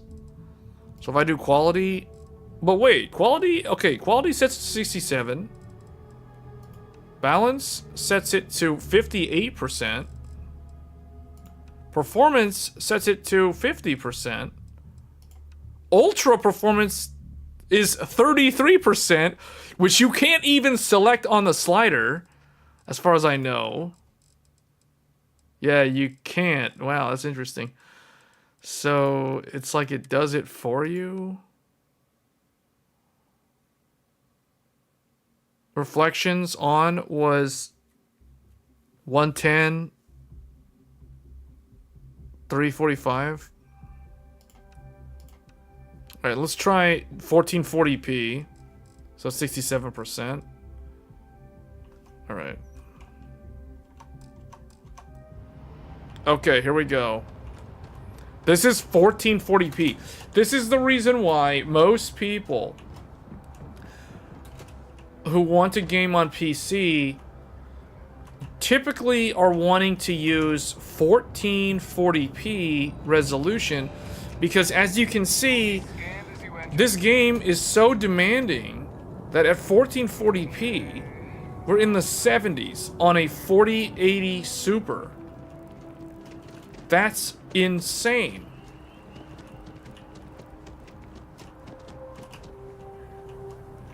Oh, XTX was 110 at 345. Okay.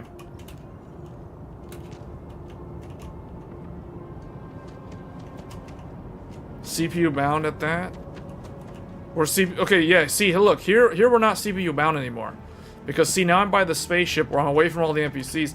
Now we're up here in the 80s. But this is 1440p and we're in the 80s. See, now it goes to like 90. That's not realistic though for most of the game. Most of the game is gonna be like in the 70s, if I had to guess.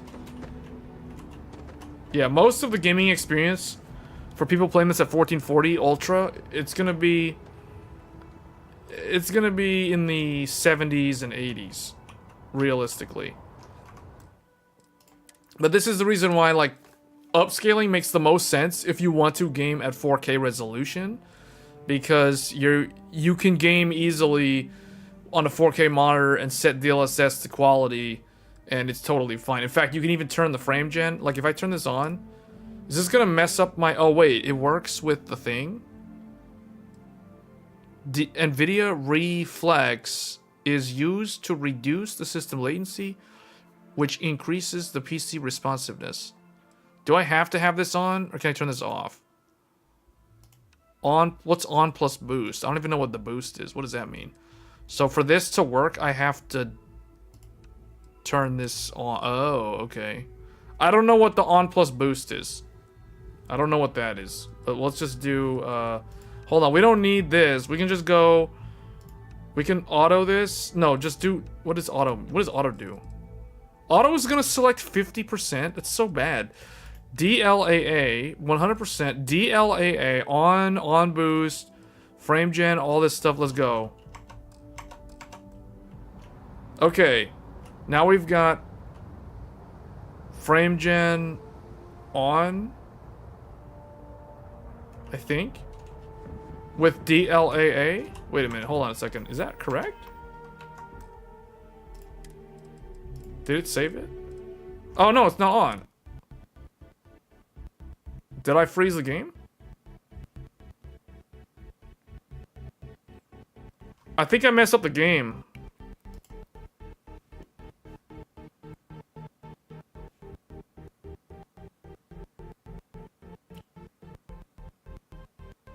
I think I messed up the game.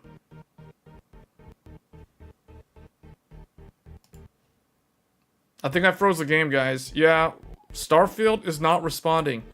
Close the program or wait for the program. Let's wait for the program to respond. Let's give it a minute. Okay, I don't think it... Yeah, it's not... Okay, closing it. Yeah, the DLAA plus frame gen plus reflex plus boost didn't work. It crashed. I probably have to shut off Afterburner. I think Afterburner hooking into it messed it up. Good old game crash. I don't really experience a lot of game crashes, guys, to be honest. For me to see a game crash, that's actually pretty rare. So I was actually surprised that it crashed. But again, this is the Starfield beta, so I'll let it go. I mean, that's kind of rare for me. And I test a lot of graphics cards, so that's rare to see it crash. All right, just to be safe, I'm going to shut off Afterburner, because Afterburner might have caused it. Because I know with FSR 3, for example, FSR 3 will not enable frame gen if you have Afterburner on. So you have to turn off Afterburner to get FSR 3 to do the frame gen. So let's try this again. See if that works. Did it take it? It didn't take it. Hold on, so just do this then.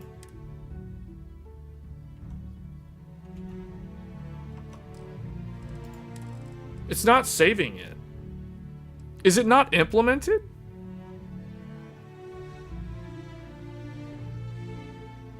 This is weird. It doesn't seem to want to do frame gen. Alright, try it without the boost. Render resolution 66. Do I need to turn this off? Turn this off? Oh, you know what? Okay, now it's working. I turned off VRS and now it's working.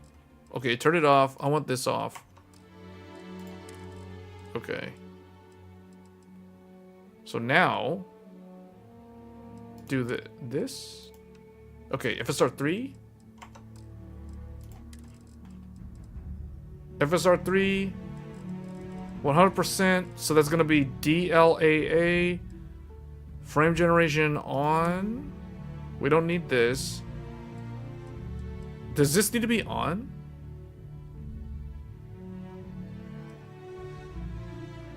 Just turn this on, I guess. Does this need to be on? I don't remember. I think, okay, yeah, I think this needs to be on. Okay, so that needs to be there. 100%, let's go. Just make sure that it saved it. Okay.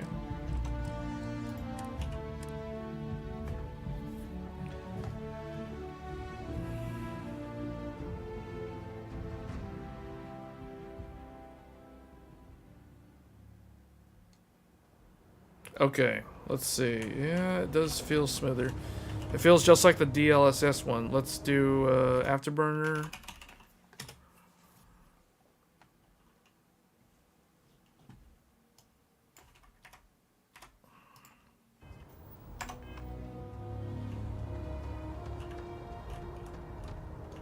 Alright, let's see what it does. Just give Afterburner a minute. Or there we go. Alright, it's showing 95.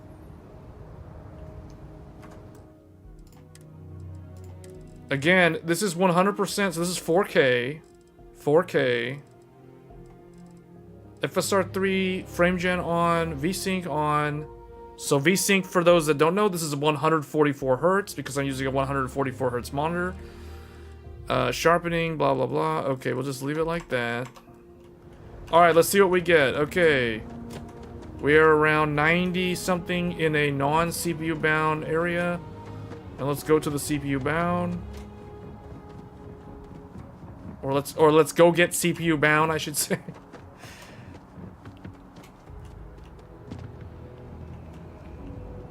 So, okay, I remember DLSS was like 74. 71 to 74 average at the fountain. So let's see what we've got. Okay. So we're doing a little bit better. We're like in the low 80s.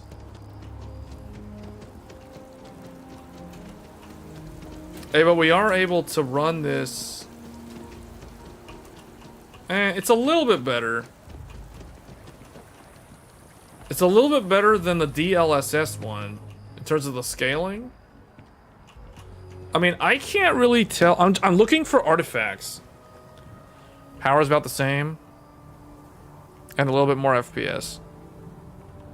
Yeah, so one thing that's interesting about Starfield in particular, this game really uses AMD's render pipeline very effectively compared to Nvidia's. So this game is really not what I would consider the norm in terms of the way it maintains the render pipeline for Nvidia's GPUs. And that's the reason why AMD's GPUs ran very well at launch and the Nvidia ones did not.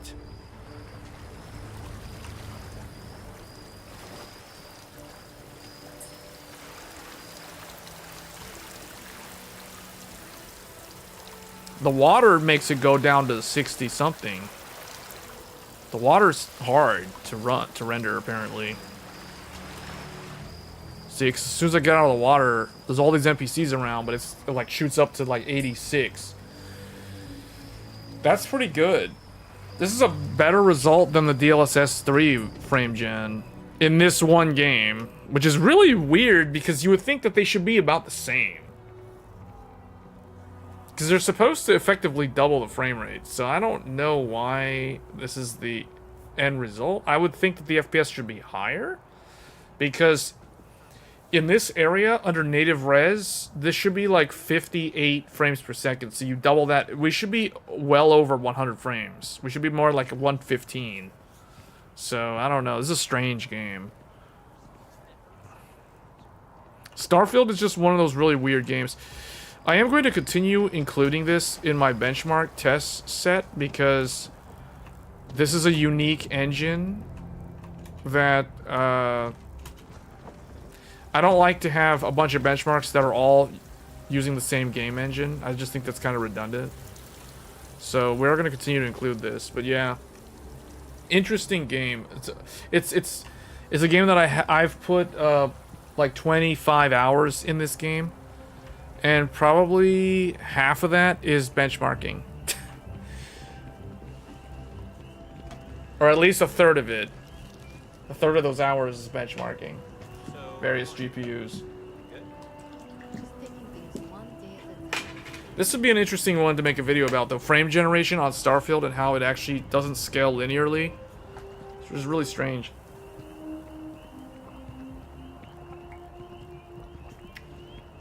It seems to scale logarithmically. DLSS 3 does not just double the FPS like fluid motion frames. Isn't that what it's supposed to do, though? I thought it's supposed to do that. Because this is like... This is, See, if I turn it off, it's gonna crash, probably. It doesn't like that, because I've got Afterburner open. You know what's also probably causing it to crash? The fact that I'm hooking into the game to show it to you guys. I just thought of that. That's probably why it crashed twice when I tried to mess with frame generation. It's supposed to get close to 2x when heavily CPU bound. Okay, that's interesting. I don't know, which do you guys like more? Do you guys like frame generation, or do you like upscaling? Which technology do you think is more useful or better? Like upscaling presets like quality, performance, etc., or frame generation, synthetic frames?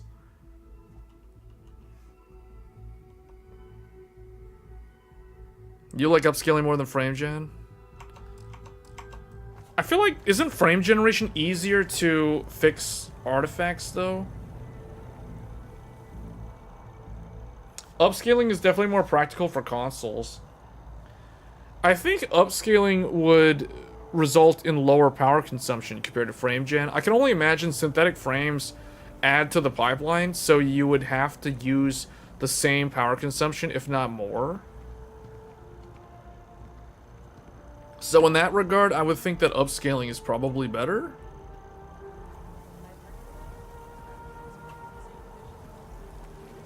You're running it with FSR 2 with the 6700 XT, and you're pretty happy with it? Do you have access to frame generation? Or is that only, like... Wait, no, you should have FSR 3, right? The game has FSR 3 now. Unless you're not running the beta. The beta version like this has the FSR 3 mod. Or not mod, it's like it's the dev beta version. If you're GPU limited, frame gen doesn't double the FPS. That's a good point. Yeah, and the caveat with frame gen is they already want you to have a relatively high... Like, the ideal case for frame generation is having 60 frames to start with.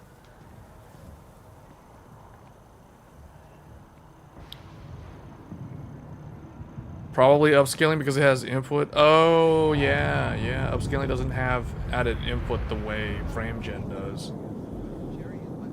That's interesting.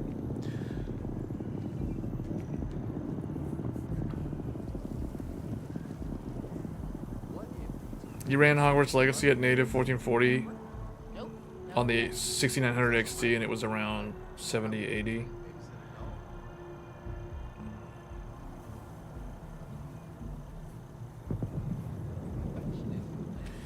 I mean, some games, so far from what I've tested, like, I can give you guys some good examples of frame gen games and some bad examples. So, Forspoken, as bad as that game gets criticized by everybody, by the public, that game actually has a very good frame generation implementation. So, Forspoken has a good one for frame gen.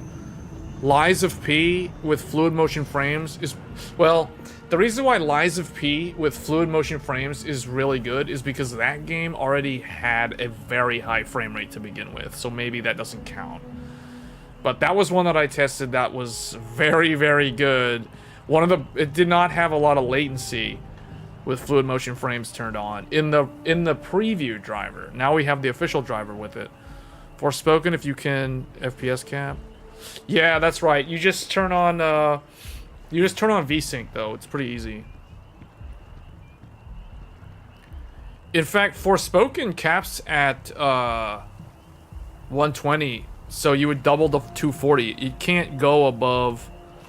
How do you sit on this thing?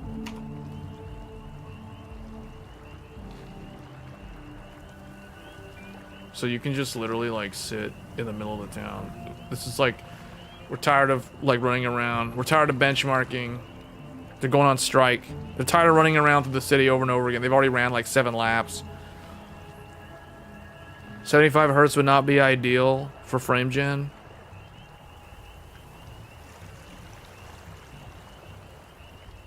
Why? 37-ish starting FPS too low?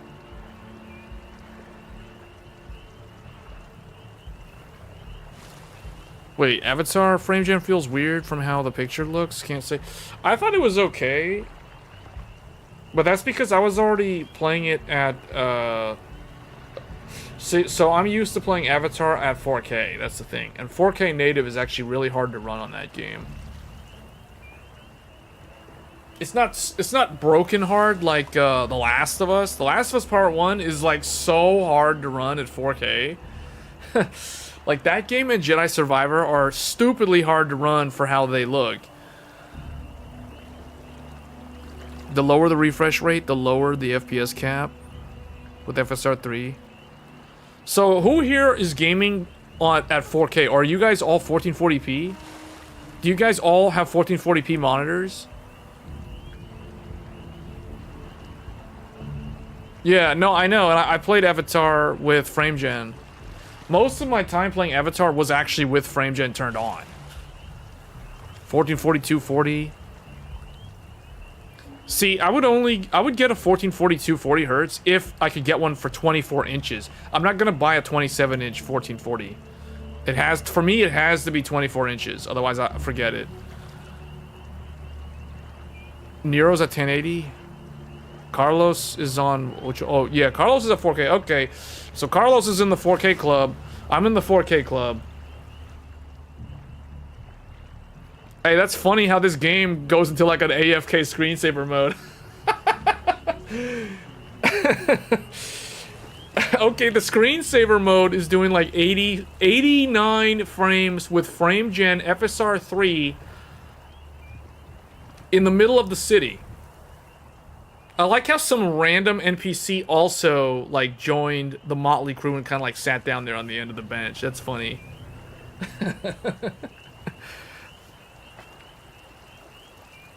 You have never seen a 4K display in real life? Really? You're still looking for a 1440p? See, the problem is all the really good I guess the 240 hertz is good, I guess, but, like, all the really good 1440p monitors, they don't make them anymore. That's the problem. Like, they don't make really good 24-inch or 23.8-inch 1440 anymore. Like, I have what I consider one of the best 1440p monitors. Like, the monitor... Okay, it's funny as I'm saying this, because I'm reading the chat off of a 1440p, 144 hertz, 23.8-inch monitor right now. So it's like, I use 1440p. I just don't game on 1440p anymore. Like, 1440 is basically my left and my right monitor. I have two identical monitors on the left and the right, and they are my 1440, 144 hertz, 24-inch monitors. The reason why I believe in the smallest screen that your eyes can tolerate at the highest resolution possible is because of desk space. Literally, it's all because of desk space. I don't like ultra-wide monitors because I want to be able to full screen my game, and I still want to be able to have a bunch of apps on the left and the right side. So that way, triple monitors to me makes a lot more sense than like one big ultra wide. It's like, why do ultra wide when you can do 1440 plus 4K plus 1440? You know what I'm saying? I just think that's better, but that's just me. I have seen my friend's 4K 144 monitor and it looked no different to me than 1440p. Well, see, it depends on... See, okay, here's the thing. What is your friend using the monitor at in terms of the DPI scaling? Because if he or she's not using 100% native scaling on the 4K monitor, they're kind of defeating the purpose of having a 4K monitor.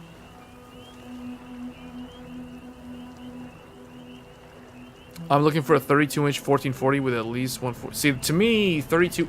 Like, if I was going to do 32-inch, it would have to be 4K. I can't do... 1440 has to be 24-inch. 4K can be like 32 inches. I can see why a lot of people would do that. But realistically, if you can tolerate 27-inch 4K, like I'm doing 27-inch 4K, that's what I would recommend. But it depends on your vision. A lot of it depends on your vision. If your vision's... Like, if you wear corrective lenses and you have to, like, sit closer to the display or whatever, then you kind of want a, I guess, a larger screen, or you won't be able to benefit from 4K. It was at 100% scaling, and the only time you noticed the difference was at the desktop due to everything looking smaller. No, see, you just haven't used it enough. You just haven't used it enough. Because I literally have 1440 right next to 4K, and my 4K is 27-inch, my 1440 is 24 inches, and the 4K is still sharper and everything's still significantly smaller.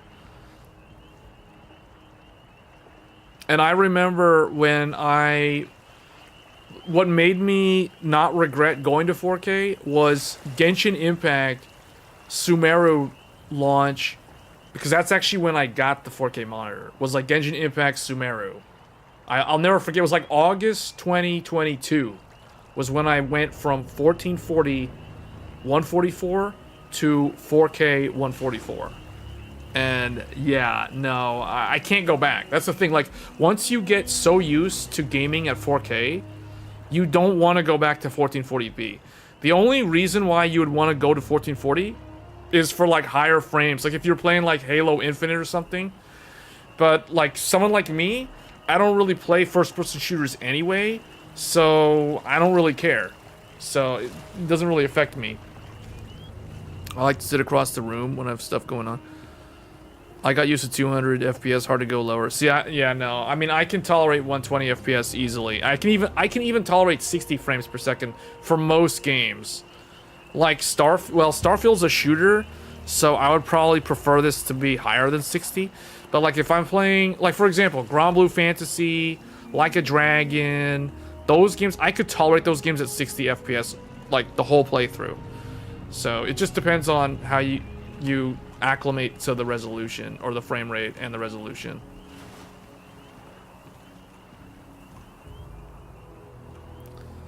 You're fine with 60, but I like over 120 or 100.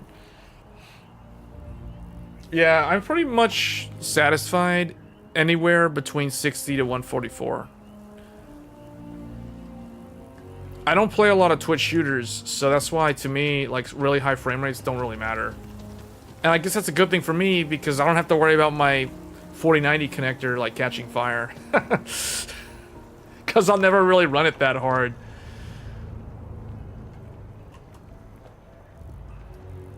.120 FPS is where I start to enjoy. 240 is near perfect. Yeah, and see, okay, these numbers, 120 and 240, this is further proof that we're not done with rasterization improvements.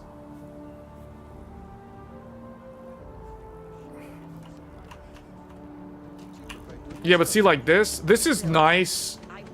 If this could go to 120 FPS, that would be really nice. But I don't really need it to be 120 FPS, is what I'm saying. So I guess it just depends on the person.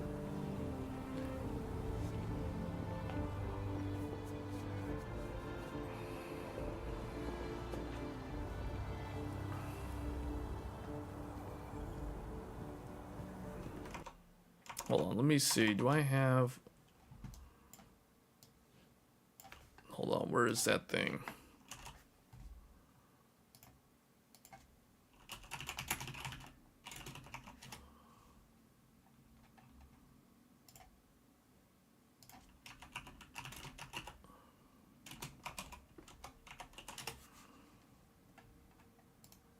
All right, hold on. Let me show you guys. All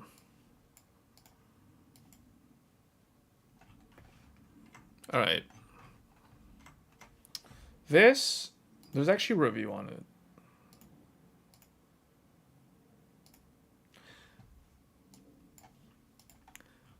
Okay, this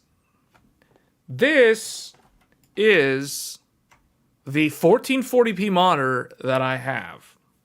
I used to game on this. I just want to show you guys because look when this review was written. This review was written October 27th, 2016.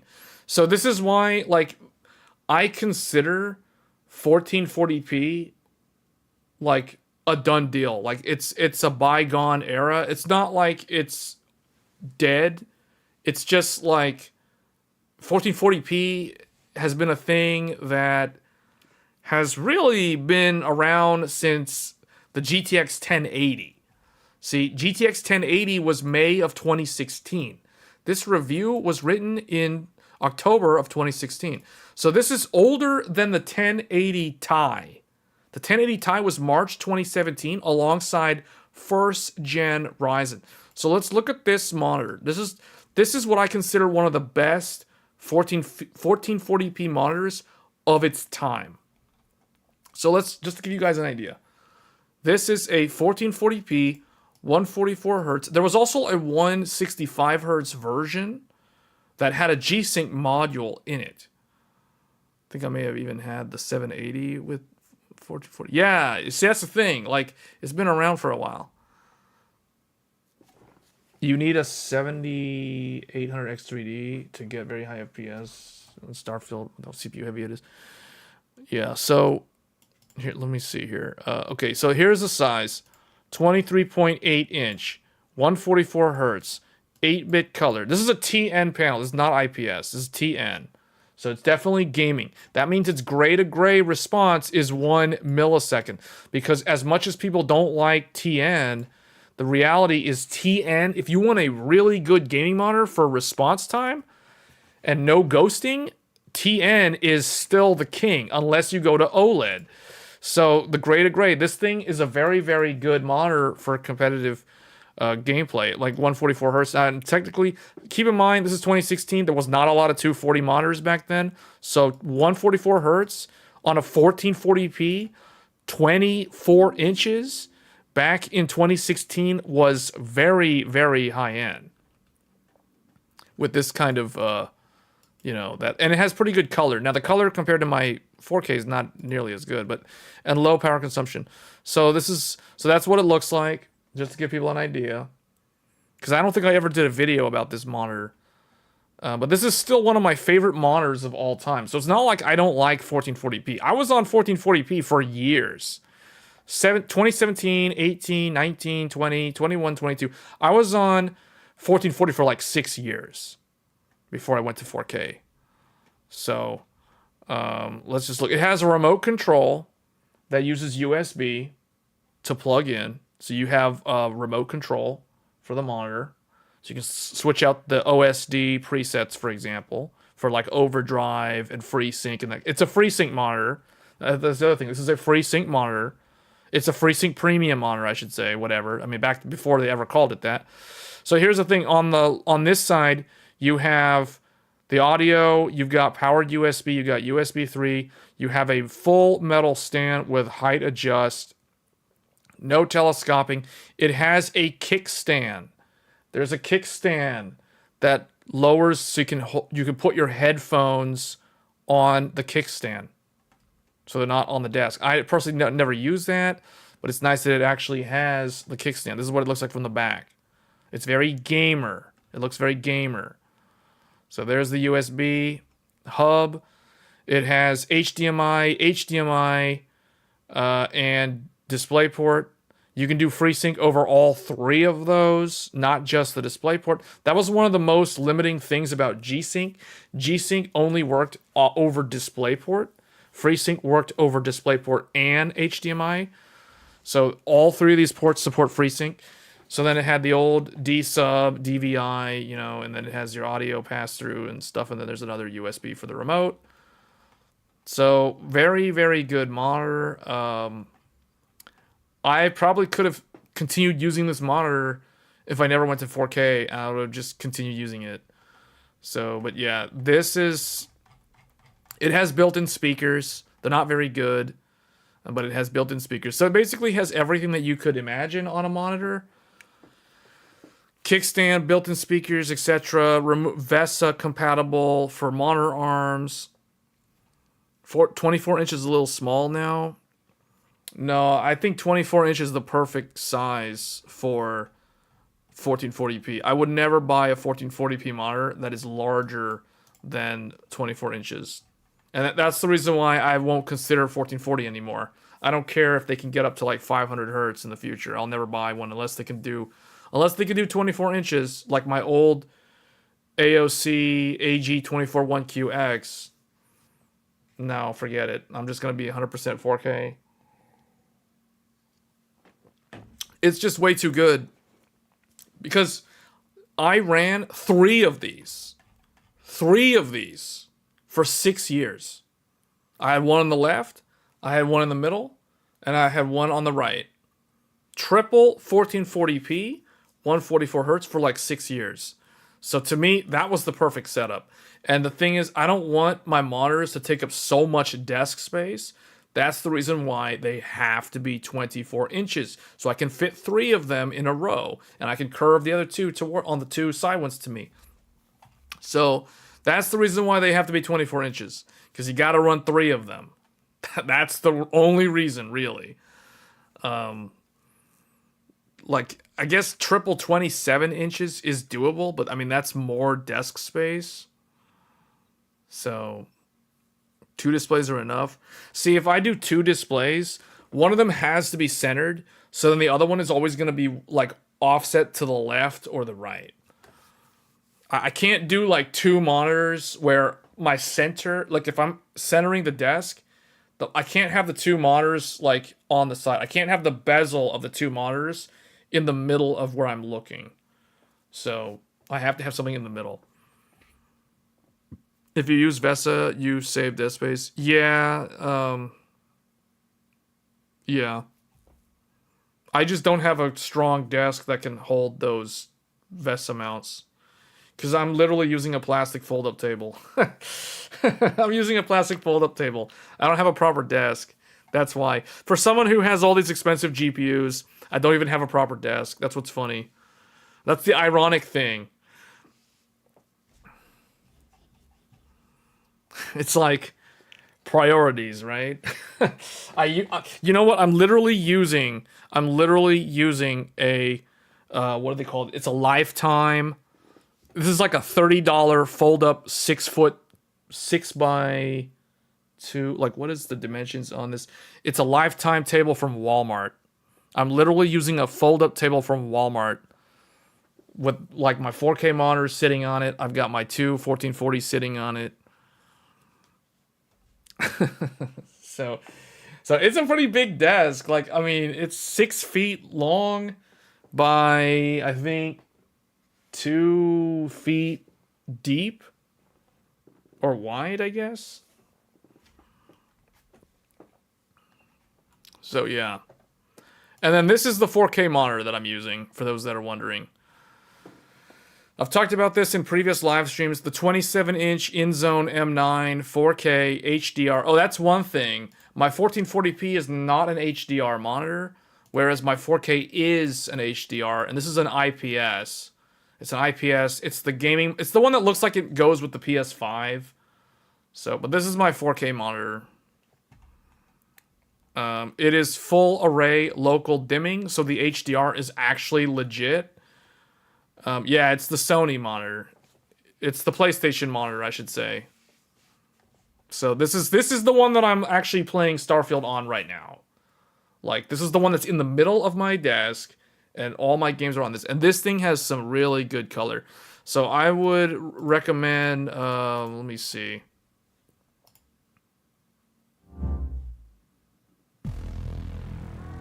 Is this going to demonetize me because of this music? Okay, I'm just gonna mute it just to be safe. Like, okay, I'm just gonna let this, okay, no. We'll have to keep it muted. Yeah, it's the Sony monitor. The only thing I don't like about it is it takes a lot longer to wake up from sleep than my 1440p monitors. Yeah, Hardware Unboxed did a pretty good review on this monitor. And Linus also, one of the guys from Linus Media Group also did I think they did a review. I'm pretty sure they did a review on this monitor. But both reviews are pretty good.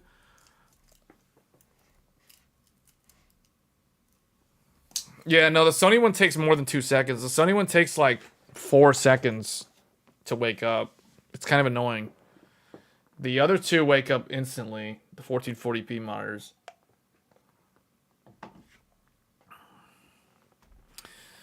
Yeah. But that's what I use. So for those that don't want... Oh, wait. See, yeah, there it is. Everything is great except Short Circuit did one. And, let me see. Their Discmans when I was a kid. I've been using their headphones. All right, let's just skip to the part where he, like, talks about it, I guess, if we're going to watch this. The legs, like, this is forward, and then the legs go back. Power brick. Giant power brick, actually. Cool. LG takes about 3 seconds via There's, remote. like, no cables. So we have a power cord and a power brick and the stand, and then there's the panel. Am I crazy? One It thing still about kinda me, I don't sucks for actually everyone use else the who buys stand. this as a gaming monitor and not for their PlayStation. I don't actually use the stand that came with the monitor.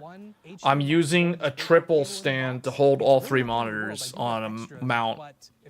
On a monitor arm mount, but the monitor arm mount doesn't attach to the desk. It sits on a stand that sits on the desk. You brought your PC with you, and then you bought this monitor, and then you go to hook everything up, and you suddenly don't have a display cable.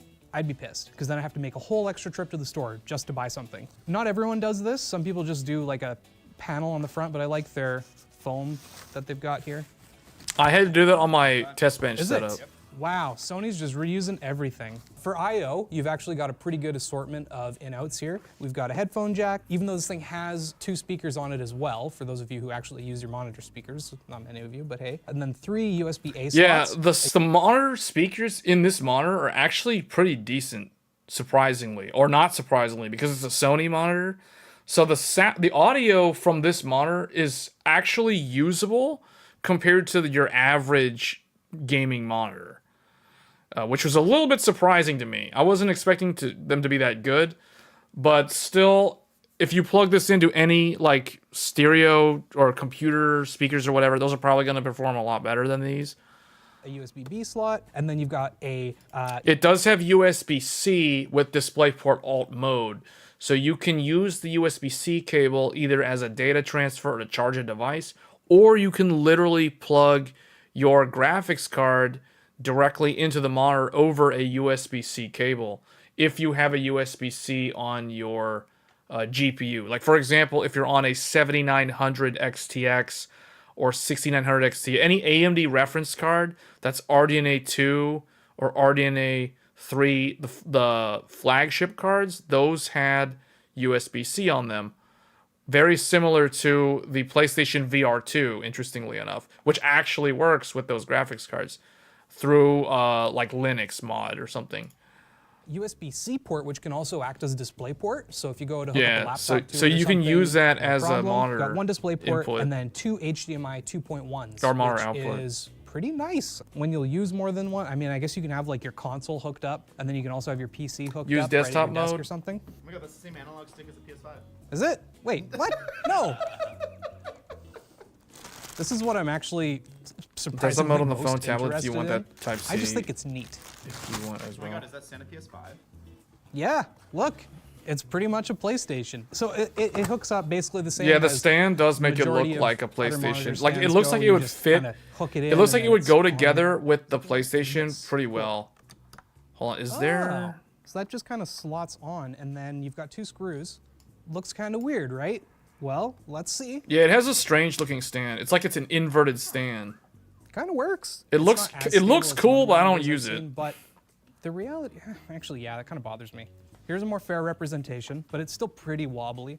Yeah, it's not bad. I kind of like the look of it overall. Actually, I haven't even seen it from the front. Let me spin it around. I'm trying so hard to make sure my new short circuit hoodie doesn't scratch. It has the an screen. RGB light bar Yeah, you on see the lights. back I too. don't know. It's okay. That I think lights it's up kind here. of a Let weird me design, see. and I'm Is not like for it or against it. I guess my bigger issue is that there is like no swivel. So local like, dimming there's different, testing. like, dimming zones basically. They'll either get brighter or dimmer depending on the HDR content being displayed. The problem. Oh yeah, the one thing about this monitor is like the software app that you can download. You can use that to update the firmware in the monitor. I have never updated the firmware in any monitor other than this Sony monitor. Like the Sony monitor, I updated the firmware like twice, but I've never updated firmware on a monitor before. Like this is the only one that I've ever updated firmware on. So instead of having to actually use It also navigation has a with- KVM. The Sony monitor does have a KVM, so I could use it with more. Like if I had like a laptop or something that I wanted to use a docking station with the monitor, I could do it that way. So, but I don't actually use the KVM. So let me see what else is interesting in here to show off. Oh, he does do the local dimming. And He tests it the doesn't look local array amazing dimming. in this kind of scenario, but the reality is when you're playing games or watching content, 12 by about 8 dimming zones, it's not going to be too bad. I don't think you'll actually notice it all that much. This is HDR, and there's not a ton of crazy big highlights going on, but I also don't notice any dimming zones in a good way. I'm not seeing like entire squares of brightness come on. We'll probably, Yeah, because this monitor actually see can more do gaming, so we're HDR. gonna try gaming The in a review second. from Hardware With HDMI Unboxed or 2.1, Monitors we're gonna Unboxed get is 10-bit better. color, 120 hertz, 4K view is killing me. Oh, that looks pretty good. It's not super HDR-y. Yeah, hold on, Oh, let's those see. rock- Is this a better video? Yeah, this video is good. flagship monitors, but with the InZone M9, we're finally I getting do a like meaningful the. Is this improvement monitor? to Hardware Unboxed basic does some pretty HDR good hardware monitor. for They have gamers, a and I hope it monitors means the unboxed channel death now. of pathetic edge-lit dimming. But yeah, they pretty much Sony are offering this do some hardware for no more pretty than you'd extensive pay for other reviews high-end 4K on monitors, monitors. like the LG 27GP950. I remember this one video. I watched their review probably like 3 times before I finally bought this monitor because I was waiting a long Please do subscribe to Monitors Waiting a Unboxed long with time the to figure links out if in I the should get this description or below not. for you. I also have to give credit to Sony for trying something a bit unique with the design. While this is intended as a computer display first and foremost, it's clear that the style has been influenced by Sony's PlayStation 5, with the curved white sections providing a contrast to the otherwise black plastic build. It basically looks like a PlayStation monitor and will complement that sort of setup nicely. Plus it has some PS5 specific integrations like auto HDR tone mapping and auto picture mode selection. The overall design is quite... There's that RGB light on the back, and you can actually change the color of the light bar, in the in the software app. I think there's actual presets in the OSD. understated and has a more pleasant aesthetic than a lot of other gaming monitors. I like the slim bottom edge bezel on the front. Nvidia G-Sync, even though it's they took that away. They got rid of the Nvidia sticker. They got rid of the Nvidia sticker in later versions or later revisions because they couldn't advertise it as official G-Sync because it's not a G-Sync monitor. It is a G-Sync compatible, which means it's a FreeSync monitor because there's no G-Sync module in this display. So someone was calling them out on that. They were basically saying like Sony is false advertising by putting an Nvidia G-Sync logo specific integrations like or a sticker on their auto monitor HDR because tone it's not mapping and auto picture mode selection. The overall design it's is not quite a understated true and has a more G-Sync pleasant monitor. It doesn't aesthetic have a than lot of G-Sync other gaming module. monitors. So you can't I like call the it slim bottom edge G-Sync bezel on the front if it doesn't have a and the G-Sync clean module. rear But you know, that's section. somebody Sony have nitpicking. integrated But an I guess RGB Sony was afraid of like a potential class action lawsuit or something, so they got rid of the Nvidia sticker. I still have my Nvidia G-Sync sticker on mine. LED light bar along the back, which isn't the most useful inclusion, but it fits in well with the design. Overall, it's reasonably well built too, like I would expect in this sort of price tier. The unique design does bring So its it's own technically set a of FreeSync challenges. monitor, Most but they put a monitors that use Nvidia a G-Sync tripod sticker stand on it. put the So I straight guess leg enough at the people rear complained they and the they got rid of the V-section at sticker. front. Sony flips this around, which gives the InZone M9 its unique look. The straight leg comes forward while the V is at the back, providing Yeah, it's like they support. inverted I don't mind how this looks, but legs. it does limit the ergonomic capabilities. Height adjustability is included, for example, but the maximum height just isn't very high at all compared to most monitors I've tested. The stand also makes it hard to support swivel and pivot adjustment, so those aren't included here either. Luckily, you can VESA mount. Yeah, and that's the reason why I don't use the stand. For what he just said, I can't easily pivot the monitor on the stand, so I use it on a actual monitor mount, like a VESA mount. For inputs, the InZone M9 comes with DisplayPort 1.4 with DSC, USB-C supporting DP alt mode, and 2 HDMI 2.1 ports, plus a smattering of Two other USB HDMI ports. 2.1. DisplayPort is obviously fine for running the monitor up to 144Hz at 4K, but the HDMI ports are a bit interesting. Both support 40 gigabits per second of bandwidth, which is fully sufficient for 10-bit 4K 144Hz, so no issues here at all, and you'll get full compatibility with consoles like This the is also a PS5. 10-bit However, Sony IPS, hasn't so the color enabled a depth on this is 144Hz significantly refresh rate better over than my old HDMI for whatever 1440p reason. monitors. It's limited to 120Hz even on PC, which seems to be more of a firmware limit than a hardware limit. I'd like to see 144Hz enabled for PC gamers over HDMI 2.1 via a firmware update. But anyway, so you guys get the idea. It's like once I switched over to 4K, I just can't really go back. I'm just too used to the pixel density for productivity. For non-gaming things, it's just way too good. Like I just cannot go back. And gaming, everything looks so crisp and sharp, especially at native 4K. But see, again, the other thing too is because I game on a 27-inch 4K monitor, I can get away with DLSS quality or FSR2 or FSR3 quality, which is basically 1440p on a 27-inch. It's small enough. I don't really notice the downgrade in image quality. So I guess I'm the ideal candidate for DLSS and FSR upscaling technology because I'm gaming at 4K, and if I can't hit 4K 60 plus native in the few games that I can't do that, I can just fall back to one of those upscalers. And 1440 upscaled to 4K is the best case example of the upscaler. Like anything other than that, it's not going to be that good of a result. So seems like the Cooler Master GP27U is the current best 1440p. Best in what way though? Like who's saying that? I don't consider the Sony the best. I'm not trying to say like the Sony monitor is the best one. I don't think it's the best one. I think the Gigabyte M28U or something, that was another good one.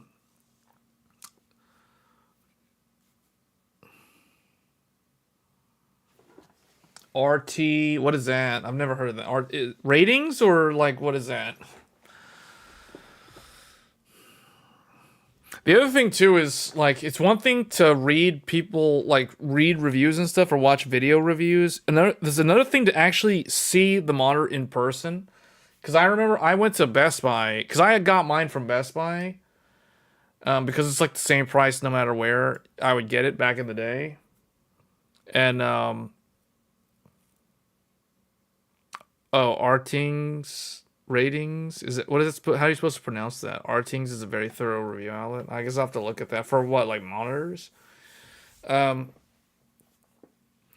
Yeah, it's one thing to read all that stuff, but then it's another thing to actually see it in person, because that's why like Micro Center and Best Buy, like if I'm gonna buy a monitor, I gotta go to Micro Center and Best Buy or Best Buy if I don't have a Micro Center, because I gotta see it in person. I gotta see what the colors look like.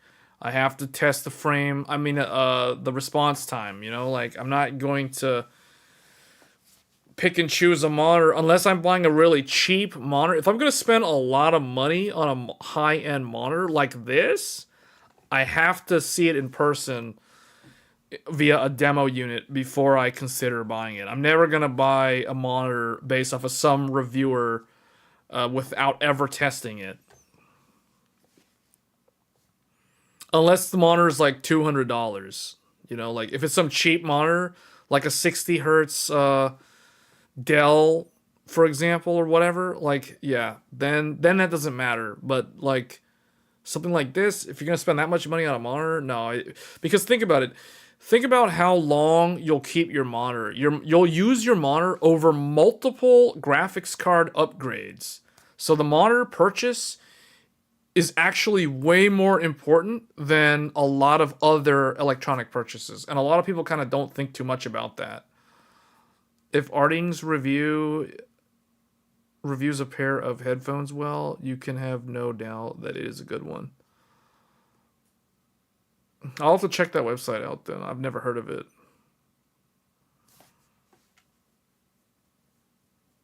$1440p 240 OLED is lovely.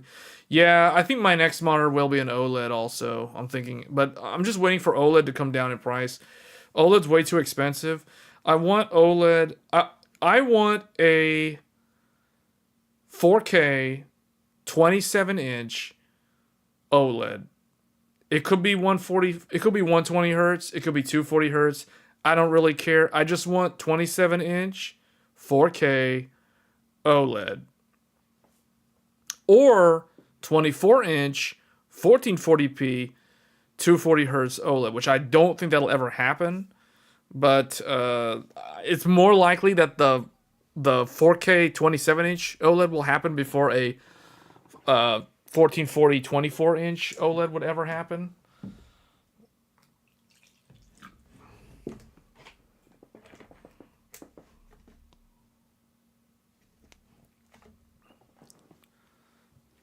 OLED contrast ratio, deep blacks are just amazing. Yeah, I know, right? Yeah, I do think my next monitor will be an OLED. I'll just keep using the Sony 4K until 4K. So until the day that OLED is affordable and at the correct screen size and the correct resolution, based off of my requirements, I'll say, I'll just keep using the Sony monitor until the time that arrives.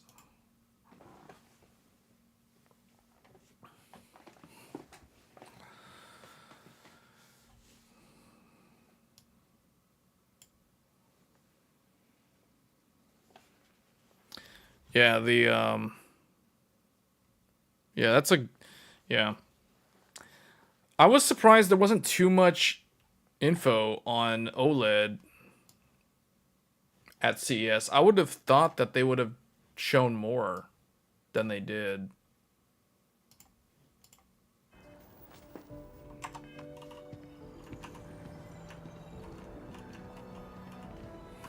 Whoops, hold on. I just thought of another thing here.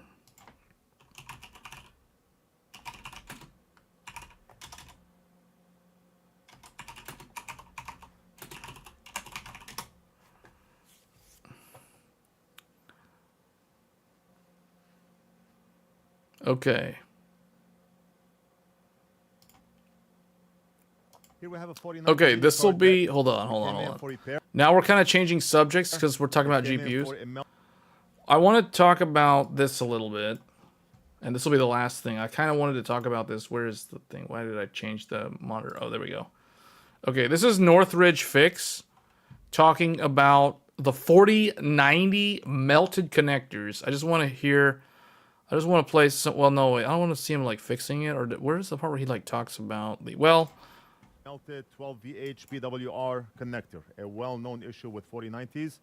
And as a matter of fact, we have a couple of cards, a couple of 4090s that we need to work on today. CS was all OLED. This one here that came in with it was all Super Series, from what I remember, and Asus. That's all I remember. A different type of 12VH PWR connector, the reversed one, and it looks something like this. We get about 20 to 25 4090s a week. We get them in so much that I bought myself this Hiroshima. Okay, hold up. Did you hear what he just said? They get about 20 to 25, or did he say 20 to 30, 4090s a week? With this connector thing, like, obviously something's bad here, guys. Like, this cannot be user error if it's that common. So I do not have to smell the burn on those connectors. This one right here. Anytime I'm working on a 4090, I'm using this mask. And this mask is usually used to filter out asbestos. Still in a week. 25 4090s a week? And keep in mind, this is only one repair shop. This is one repair shop.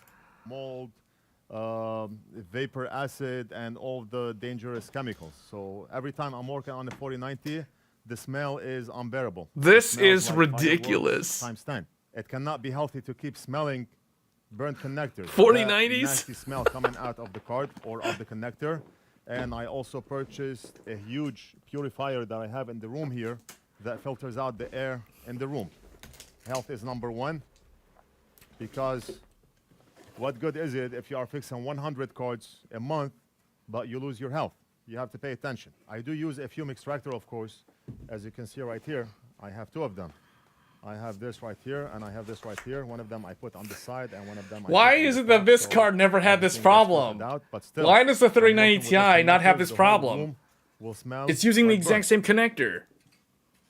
Let's take From a what look, I can tell, and you can see the how pins are connector exactly the is same burnt. as what he's showing, except mine are not And you messed still have up. people like Gamers Nexus What is that going on still here? Why thinks is... it's a user error. Check I this just wanna show out. you how many 4090s we fixed this week. We have one here. We have one here. We have one here. Whoa, hold on. Did he just show a Zotac? Did he just show a Zotac and then now an Asus? Hold up. I'm gonna see all these different ones. I'm gonna call these out. I just want to show you how many 4090s we fixed this week. What's that? Gaming X Trio. Okay, MSI. Have one here. We have one here. There's a Zotac, and its owner threw away the original box.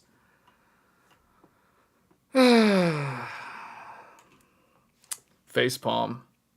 The Zotac owner threw away the box. Asus. We have one here. One under it. There's another one under it. This one was from a Newegg box. We have this one. I can't tell what that is. It looks like a Founders Edition box, but it's from Newegg, so it's probably not. And That's a Zotac. we have this one. That's a Zotac We Trinity. have the one under it. There's another We one. have the one under it. And wait, is that an MSI Supreme? Is that an MSI Supreme? We have this one. And we have the one Oh, there's an MSI Supreme! under it. That's an MSI Supreme on the very bottom. And we have the one under it. His latest video, he had 18 4090 Founders Edition. Well, it doesn't matter. And we have this one. 49. What is this one? What is that? The MSI? This MSI? one. 3 MSIs? So now it's safe to say the 4090 melted connector is not a user problem. We discussed this many times in the past. But I want to mention it one last time that this is not a user error. Okay, this is scary. This is scary because he's saying this is not a user error, which means this could happen to anyone. Let's flip the board. And it makes sense, because think about it. Think about it from his perspective. Like, if you're seeing 20 to 30 of these come in every single week, and it's always the same stupid problem with the burnt connector, or almost always the same problem. You know, like, why is this... Like, you gotta think, you know, like, someone who spends $2,000 on a graphics card, you would think that they're going to pay attention when they're plugging in the power cable. You know what I mean? Like, come on. So, it's...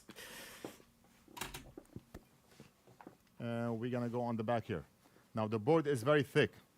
To melt solder on this board is not an easy job. Since it has 2 of those I connectors? saw a well-known channel working on a Yeah, but it depends on how they 4090 load connector, balance across and those he 2. made it seem like he applied hot air for 2 Because seconds. it might the be doing connector like came a out, try 70-30 to split or desolder something. the It holes kind of depends. using a tiny soldering iron. What I'd be curious to know about that, the one that has the 2 connectors. First of all, that is like 8 pins, so that is a lot of 8 pins. So there are only a few power supplies that could do that. Because your typical 850 watt power supply, it doesn't even have the ability to support 8-pin connectors. Although I guess you could get away with running 6 8-pin connectors. So that would be, at the very least, three of those plugs from the power supply that have the dual, like the daisy chained 8-pin plus another 8-pin hanging off of it. Although I don't know if I'd want to use those with these. Tip, which is absolutely not possible. And then he cut the video and then installed the connector. Okay, And so that he's going to person go into usually the never- fixing it up. So, I mean, that's cool. That's what he's really good at. But the fact what he's saying is that there's that it's happening so often. And this video is 2 months old, so it's not like this is like super old. And he's done multiple videos about this type of thing. So it's like this is almost like a recurring theme with the The 4090. latest video I posted, 4090 melted connector with the cable mod adapter installed, received a lot of attention. Gamers Nexus talked about it, and Jay's 2 Cents also talked about it. We're gonna play the video, and maybe we'll comment as the video is I had a going on. flashlight out, checking my What's connector. happening? Make sure. I have a video card, a 4090, right here. Okay, that one looks like that is a Founders Edition. He's holding up a Founders Edition. It even happens on the elusive Founders... Wait, what? He's holding up 4080? A 4090 Hey, card. don't scare me like that, bro. I just got one of these 4080 Super Founders Editions. Don't scare me with the 4080 on the name there. Right here. It came in for a melted connector. We already replaced the connector. This is the 12 VH PWR connector. One connector on the card. Not 2, not 3, but only one connector on the card. How does the video card plugs in to a power supply? You have a cable. Okay, see, look, what he's using is basically the exact same example that I was talking about, the adapter. He's not using the one that comes with the GPU. He's talking about this thing, this monstrosity that comes with the power supply, which is what I'm using. I'm not using the one that came with the graphics card. With 3 inputs, or you can have one with 4 inputs. The cable plugs into the connector. Let's go ahead and plug in the cable to the connector. And the cable fits in like this. The cable is fully in. It's not rocket science to plug in this cable. Absolutely not rocket science. Anybody with a tiny bit of brains will be able to disconnect and reconnect that cable. Nobody's going to connect the cable halfway on purpose. Anybody with a molecule of brains will connect the cable in a way where the cable goes. Yeah, see, I was thinking, like, when this issue first popped up early on, when the first initial reports of this were coming in, people were like, oh, it's user error. And I would tend to agree, yeah, I think it's user error. I think that the people who were installing it were not being firm enough with plugging in the cable. They weren't applying enough force to get it to click all the way in. But I don't really think that many people would do that. You know what I mean? I feel like the people that are buying 4090s are competent enough to know how to connect the power cable. All the way in, like now. And you have 3 12-volt inputs, 1, 2, and 3, and some cables. You have 4 inputs. Those inputs, they connect to the power supply. And of course, the video card connects to your motherboard, and that's how it goes. The last, I would say, 2 months, we had a lot of 4090s that came in for either a broken connector or a melted connector. And I posted several videos, maybe 4 or 5 videos, working on 4080 and 4090s and discussing the melted connector issue. Customer is paying $2,000, $2,500 for a video card that will later fail because the connector is melting. And I said that that's a big problem. That's a big problem with 4090s.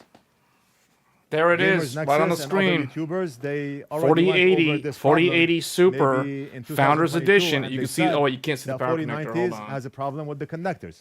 And Gamers Nexus, doing his research, he came to the conclusion that if the cable is not Look at my plugged in all the cable. way, Look at that's my how cable. the connectors are melting. Look at my So power the last cable. video I posted, I showed how Man, that this guy's connector going off on Gamers Nexus melted, right now. Hold on, we need to and how slow the him cable- down. We need to slow him down. So look at my power connector. You guys, I can't use the mouse on this because this is from the camera, but you guys can see my power cable is a native power cable that came with the MSI Meg 1300 watt power supply, and that notice how it's arching over and it plugs straight into the power connector on the GPU just like that. There's none of this like bending downward or all this. No, it comes through the wall of the case from the back side, and it arches around, goes in front of the intake fan on the Noctua D15. It's hard to see. Actually, well, if I step away, you guys will barely be able to hear me. Maybe if I am from here.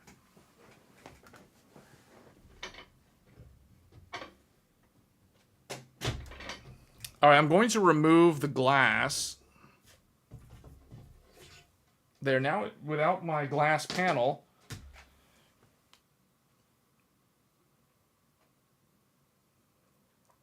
So here, it's kind of hard to see, but look, there is the power connector. Hold on, let me see if I can get a better light.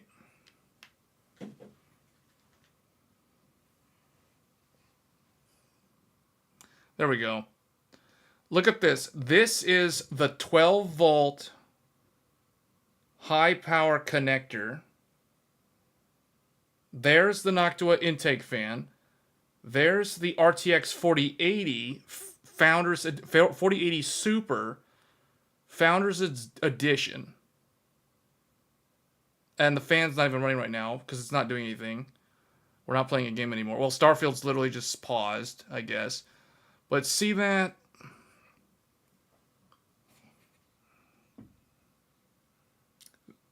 There's the connector.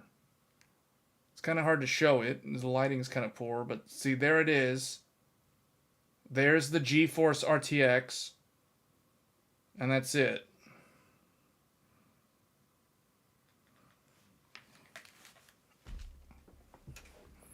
So that's how I have it connected. What I'm thinking, I'm trying to hypothesize what could cause this fire to happen. I wonder if dust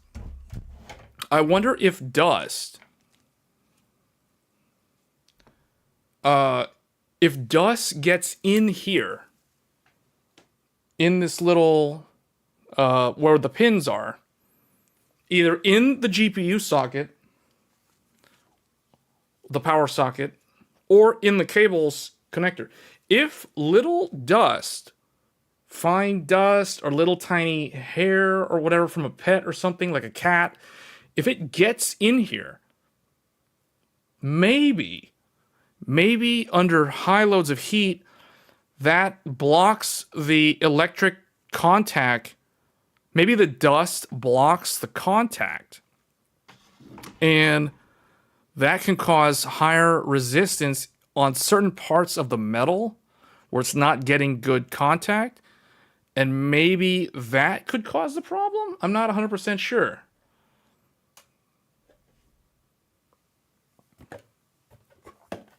Having said that, I'm going to immediately close my 3090 Ti box because I don't want to run the risk of dust getting inside my 3090 Ti connector, the power connector. So, and that makes me wonder about this Corsair adapter, which I will have to use this adapter when I benchmark the 4080 Super with my 7800X3D, because that thing has a Corsair power supply. I have to use the Corsair adapter. So I need to maybe vacuum the connector or something.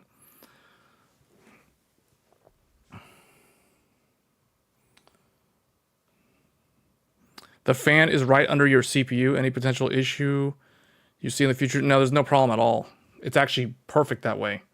I have the best airflow possible. I mean, the worst case scenario, if the GPU's under full load, it'll cause my CPU to run maybe 1 or 2 degrees hotter than it would otherwise, but it doesn't make any difference. This is actually ideal because the airflow. So the thing is, the airflow from the GPU goes up and then out. It's like, think about it. The air comes in, the GPU fan pushes it up, and then the CPU fan sucks it through and pushes it out the back. So I have very good airflow with this setup. Not only that, but the fractal torrent. So just so you guys can see, do you see those fans on the floor of the case? I've got fans on the floor. So we have the two big intake fans right here. We have two massive intake, 200 millimeter, I think 190 or 200 millimeter fans on the front through a mesh, pushing air in.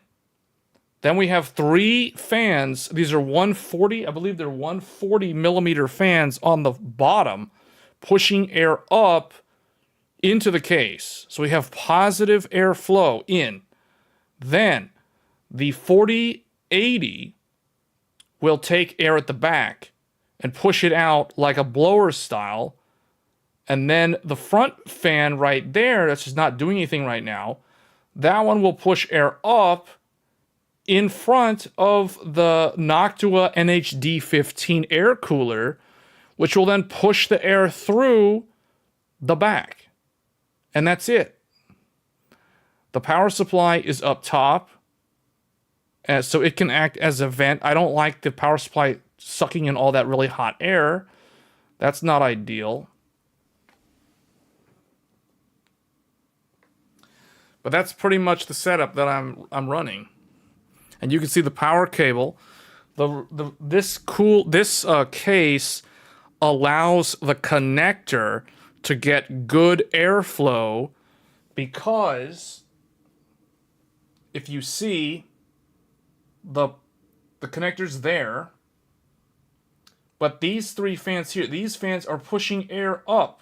Cold air from the floor is being pushed up to the connector. So the connector on mine is probably not running as hot as some others.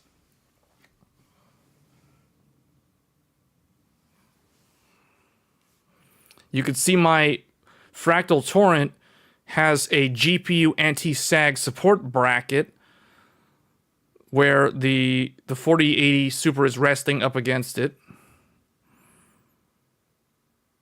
So this is how I build PCs. I build PCs in a very practical way. I don't use liquid cooling. I think you get better optimal airflow over your RAM, your SSD, your like M.2 for example. You get better airflow over the VRM via the Noctua cooler. You do not get that. You don't get as much of that if you use a liquid cooler. So I definitely always use air coolers.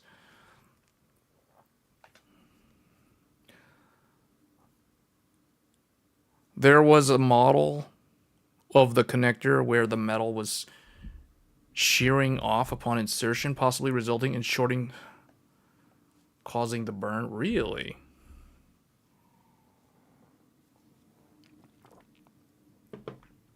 I wish EVGA would sell 12 volt power connector.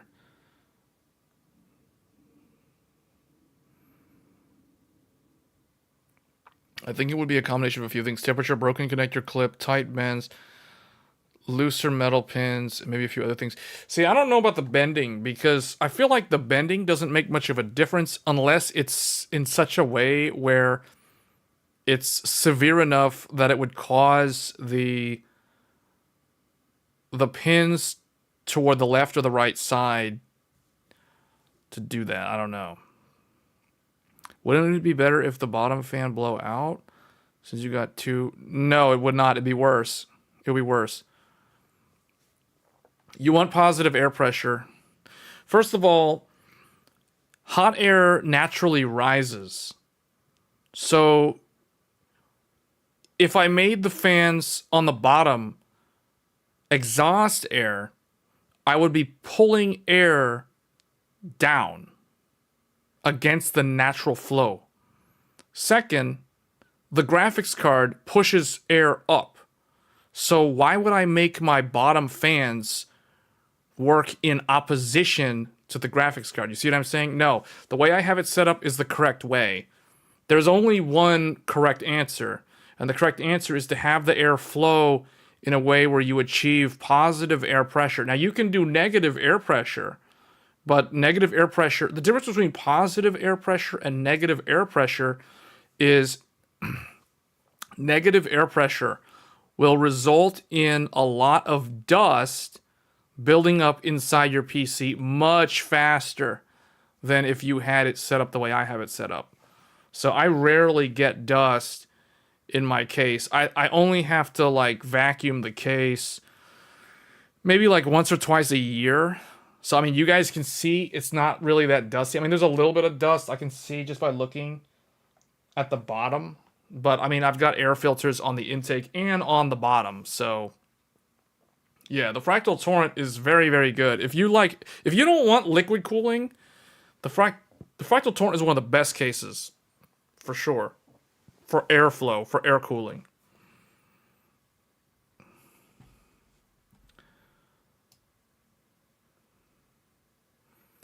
All right, let's hear what he has to say, and then we're going to end the stream. Cable mod adapter that was connected to the connector also melted and molded itself onto the connector. Now, I said in the video, don't tell me that this is a cable that is not plugged in properly, because clearly the cable mod 90-degree adapter is plugged in fully to the connector, and the connector still melted. Your fans are on the top of the case? Then the air should be going out. They should be going out. Yes. They should be pushing air out of the case if it's on the top. Even with the cable mod adapter connected fully. It's not a case of a cable not plugged in fully, and it's not a case of a cable that is not plugged in properly. But you want to make sure that your intake fans should be spinning faster than your outtake fans. It kind of depends, because you don't really need a whole lot of output fans for optimal airflow. You want your intake to be stronger than your outtake, or you want your intake to be more than your exhaust, so you achieve positive pressure. Because air will find a way out of the case regardless of how many fans you have for output. So cable mod adapters, they fit in tight. And the cable mod adapter, when plugged into the video card, I showed it on camera. It was fully plugged in.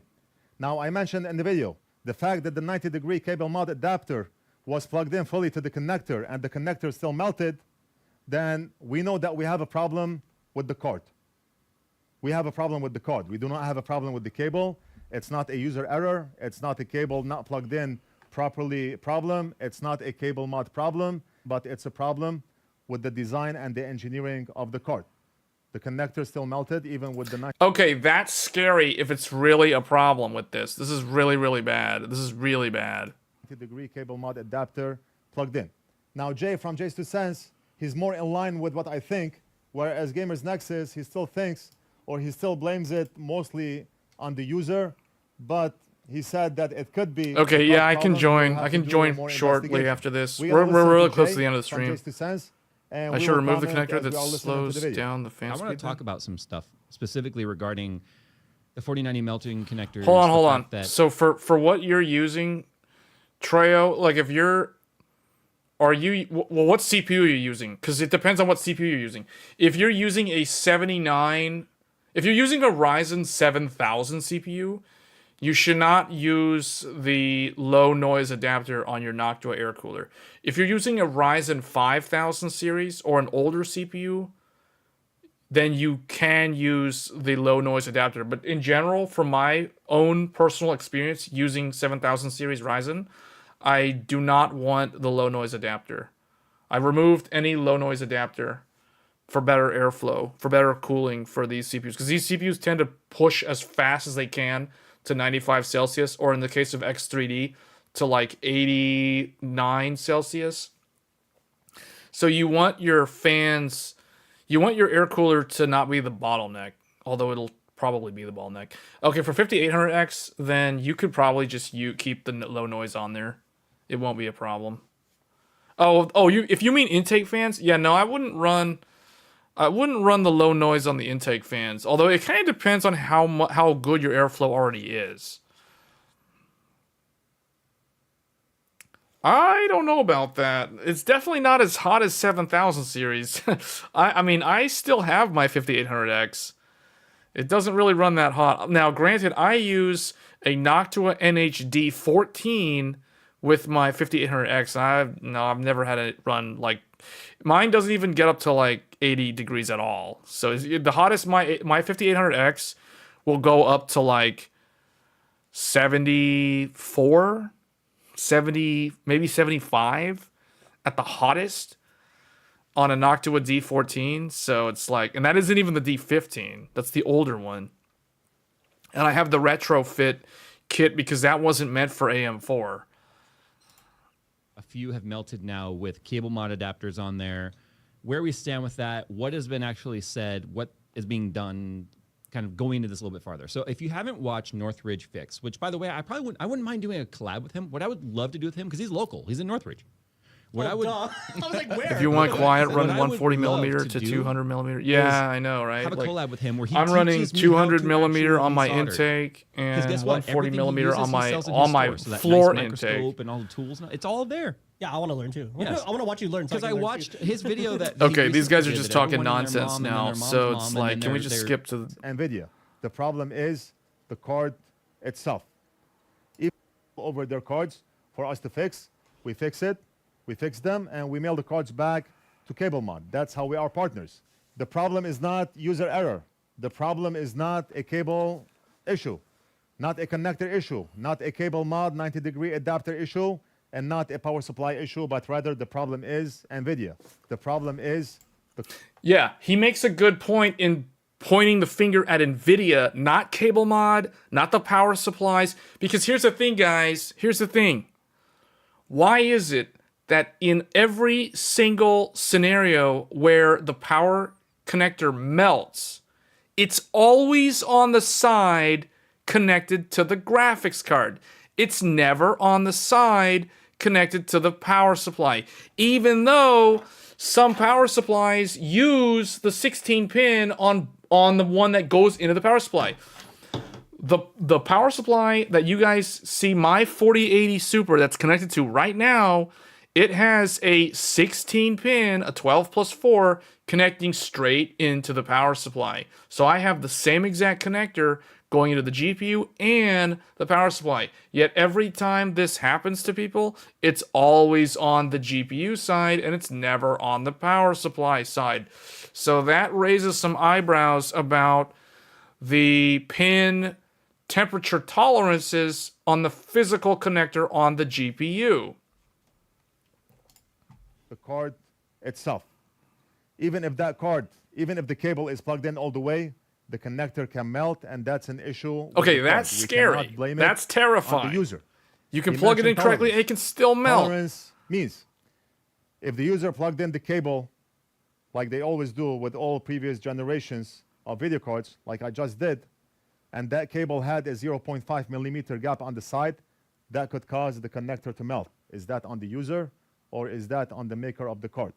There should be some type of an error margin. Even if there's a gap, the connector should not melt. Maybe the card should have some type of a mechanical mechanism to ensure the cable is fully connected, or maybe depends on the cable, the plastic on the cable could be made longer so that you really have to push the cable all the way in for the pins on the cable to make a connection with the pins on the connector.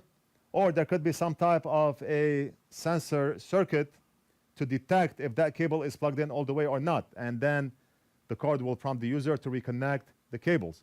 But to say that the user did not plug in the cable all the way, and that's a problem on the user, totally not acceptable. Whether the maker of the card knew about this problem or they did not know about this problem, it's on them and not on the user. The user is not a psychic, the user is not a magician, and the user will plug in the cable just like they did with all previous generations. Yeah, see, I kind of agree with him on that. The more I think about this, the more I do think that it's not a... You can't really say it's a user problem in all these cases. The fact that it's happening so often to so many people My question is, what are they doing with their graphics card right when they discover that it's on fire? I'm not gonna leave it like this. Are they We're gonna plug in overclocking the it? cable Are they and pushing it to the we're gonna plug 600 in the watt cable limit all of the way. cable? Like, Okay? what are they But actually we don't have doing? to keep going back and forth for 20 seconds to ensure that that card, the cable is plugged in, and if not, then we are at fault because we did not wiggle the cable 20 times. I don't think data centers are using the 12+4. I think they're using a different. They're using like 8-pin or something. Times to make sure it's all the way in. So now maybe graphics cards makers will take that as an excuse. Oh, it has been proven that this is a user error. We're not gonna automate that card anymore. And the reality is, the problem is the card itself and not a user error. Let's continue with the video, and we'll comment as we go along. So there's still not been an exact root cause as to what's causing a lot of these to melt. For instance, the 90-degree adapter, if you've not used one yet, that sucker clicks in tight. It does not have room for movement in there versus what like the regular cables do. So regular cables, you can see them sort of wiggle. It's got a really small clip in the middle.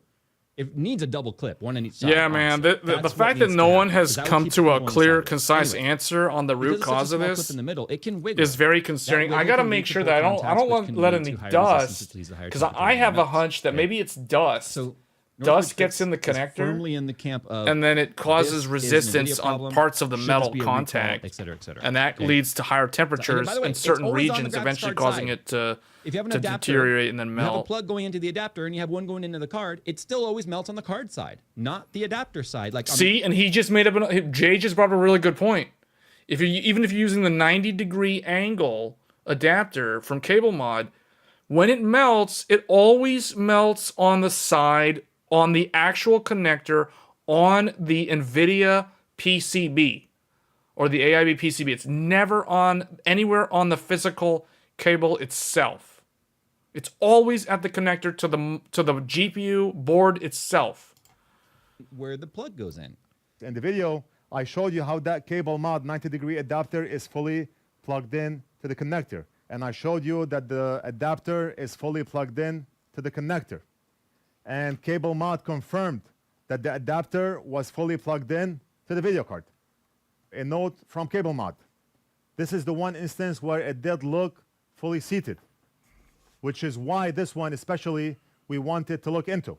So we do know the See, this is the problem for me now, because if I'm going to main a 4080 Super as a daily driver for a while, I don't want to have to be dealing with like risk mitigation strategies due to all this stupid stuff with this connector melting.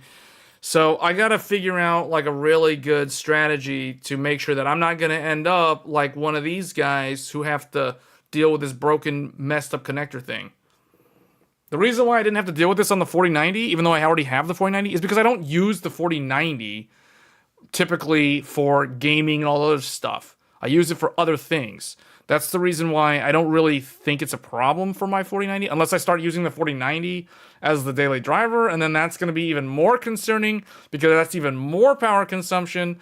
So that's, yeah, that's just another thing to think about. Is this issue? No. It's all of them. It has nothing to do with the model. 90-degree Cable Mod adapter was fully seated in the connector. It can affect the FE. He's holding an FE right there in his hand. Any issues to the adapter, and we do not see any burn marks here. We do not see any melting going on here, but the melting happened from down here. How can you blame it on the cable? How can you blame it on the adapter? How can you blame it on user error? It's the card. Why did this, again, I raised the question, why did this never happen on Ampere? Why is this only a problem now with the 40 series? This never came up with the 3080, the 3080 Ti, the 3090, the 3090 Ti. All of those GPUs had a very similar 12-pin connector. Yes, I know it's not the exact same connector, but it's very similar in size. It's not rocket science. Cable Mod. What is did not they the do bad guy differently in with the any 40 way, series shape, to or screw up form. so badly? Their adapters has nothing to do with the melted connector on the video cards. It's true that they mailed us about 8 video cards, but we have over 250 cards in the shop here that we need to fix. So Cable Mod did mail over a lot of 4090s, but we have a lot more customers that mailed over 4080s and 4090s for repair. Northridge Fix was mad because every time you put a video up about a failed 4090 connector, the audience would just go bashing the owner of the card saying, oh, user error, user error, user error, user error. And like I said, his viewpoint is, if it is this easy to have a user error on a product that was designed with this easy of a situation for a user error to occur, it falls on the manufacturer. I don't understand why the 3090 Ti, which also is very overclockable, easily to 500 plus watts, is not melting the same gauge. Exactly. That's exactly what I've been saying all along. I don't understand. Jay just said it. I'm just going to repeat it again. I don't understand why the 3090 Ti, which uses the exact same connector, never had any report of this problem. And it uses even more power than the 4090. It's the same pin, the same plug, the whole deal as the 4090. But it's nice to see that that Northridge is an expert in the field, and he is also like saying, no, this is an Nvidia problem. But I don't. I'm gonna have to like get my phone or a magnifying glass or something, and I'm gonna have to like zoom in on my 3090 Ti and look at see if the pins are different width than the ones on the 4080 Super. It's gonna do anything about this. I think Nvidia piggybacked on Steve's video when Steve came to the conclusion that it's user error, and went, yeah, it's user error, case closed. But again, if the user error can occur because you have made it easy for this error to occur, you have responsibility as the manufacturer to make it right. Now, the problem is you can plug that plug in all the way, then cable manage your cables and put some tension on it, and it'll go sideways on you, and you may not have even noticed. It could go sideways on you if you move or wiggle your computer. Let's say you slide your computer away to clean underneath it, and you put it back and you bump it. That cable could absolutely jiggle sideways. Man, It's this is the stupidest thing to have to deal with. This is just stupid thing. Like, this is making me think that the 40 series is trash. This is so dumb. Like, think about how much content has been created about this one thing. And it's still happening. This is still going on. 12 volt. Wait, hold on. I think if you make sure the connector makes a click, is visually fully inserted and not... Well, no. See, that's not what Northridge Fix is saying. Northridge Fix, the guy from the repair shop, literally said that you can plug the cable in perfectly and you can still experience this issue. So no, as long as you can plug it in perfectly and it still could have this issue. That is very concerning because that means that something else is the trigger that causes this issue to happen. Not necessarily how you physically plug in the cable. And I don't really believe too much about the bending radius thing because it seems like as long as those pins are making full contact, I don't really think the bending really matters that much. Yeah, I agree. I wondered about that. But I have heard other things from other people saying that the cables, the pins are good enough to handle 600 watts. Although I don't really trust it myself. Yes, the issue is applied to the FE. It happens to all of them. No card is safe. If it uses that connector, the problem can happen. Is the 12 pin for the 3090? No, it's physically the same. It's physically the same. We can actually go look at the pictures right now, actually. Now I want to see it. 3090, hold on. RTX 3090 Ti review. Okay, let's go look at this. Right there. There, well, okay, this picture's not good at showing the connector. Man, that's heavy. This is the 3090 Ti. The 3090 Ti is the very first... I mean, maybe it is different. Maybe the pins are a little bit thicker, but how could that be possible? It's a standard cable design or connector design. It has to match, well... Okay, hold on. So this one picture, that's a useless picture. It doesn't show the pins.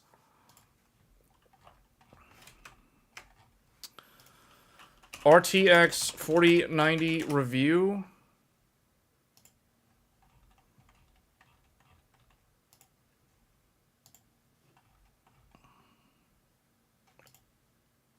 Why would they take a picture of this? Show me the backside. What is this? Like, why did they take this? They took pictures of the wrong side. Wait, did he not get a picture of the... Seriously? Seriously, there's no picture of the connector? Oh, okay, here we go. Hold on a second. Wait a minute. Oh, look at that.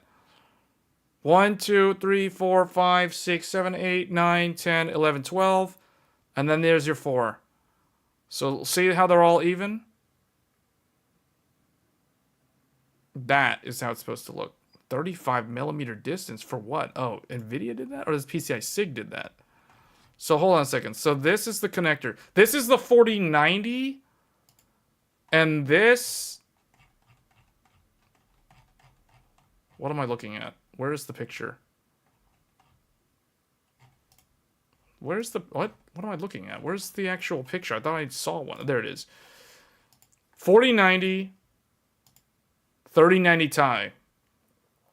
They are identical. Those are identical connectors. Yet, for some reason, the 3090 Ti doesn't seem to have this problem. It's an older product. I can guarantee you there's still people out there that are using 3090 Ti right now, and they haven't had this issue.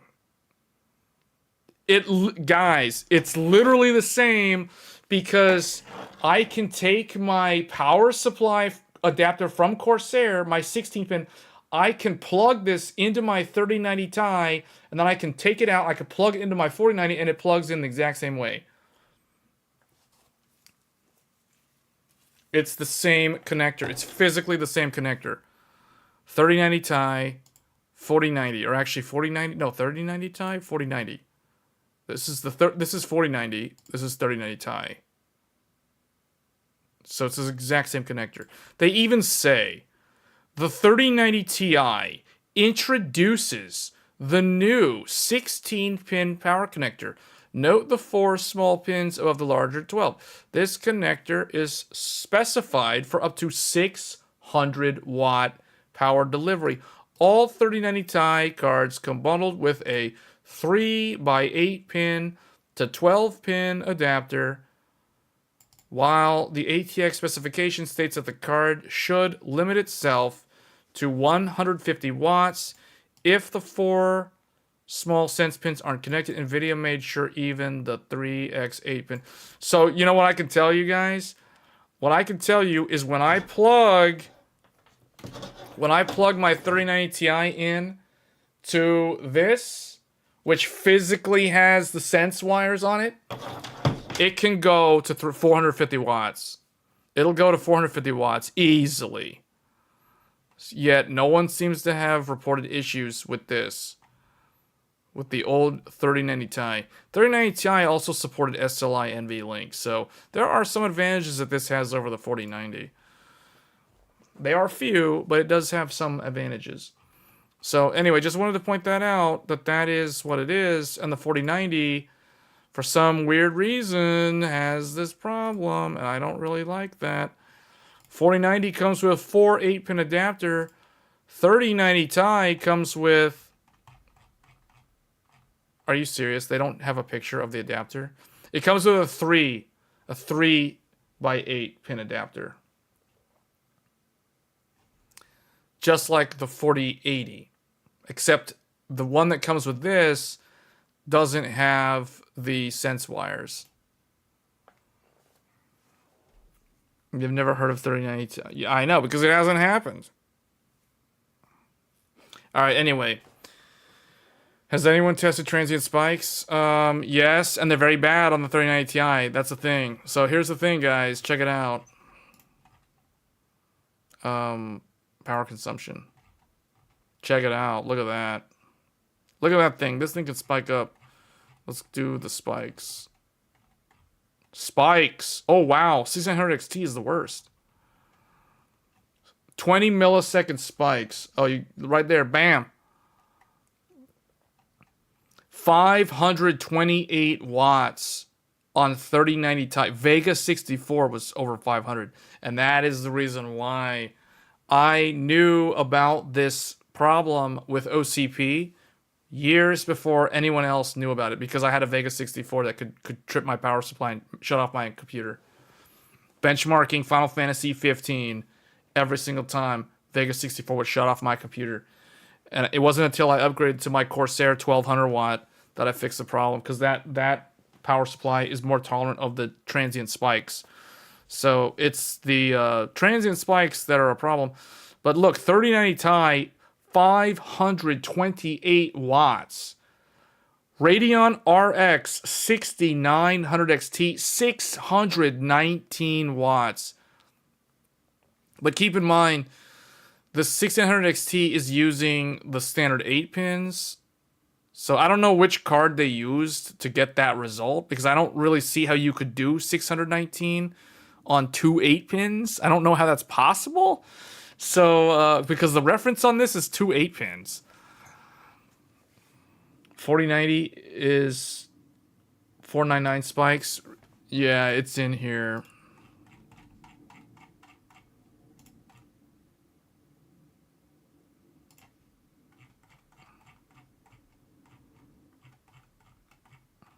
Yeah, 499. Yeah.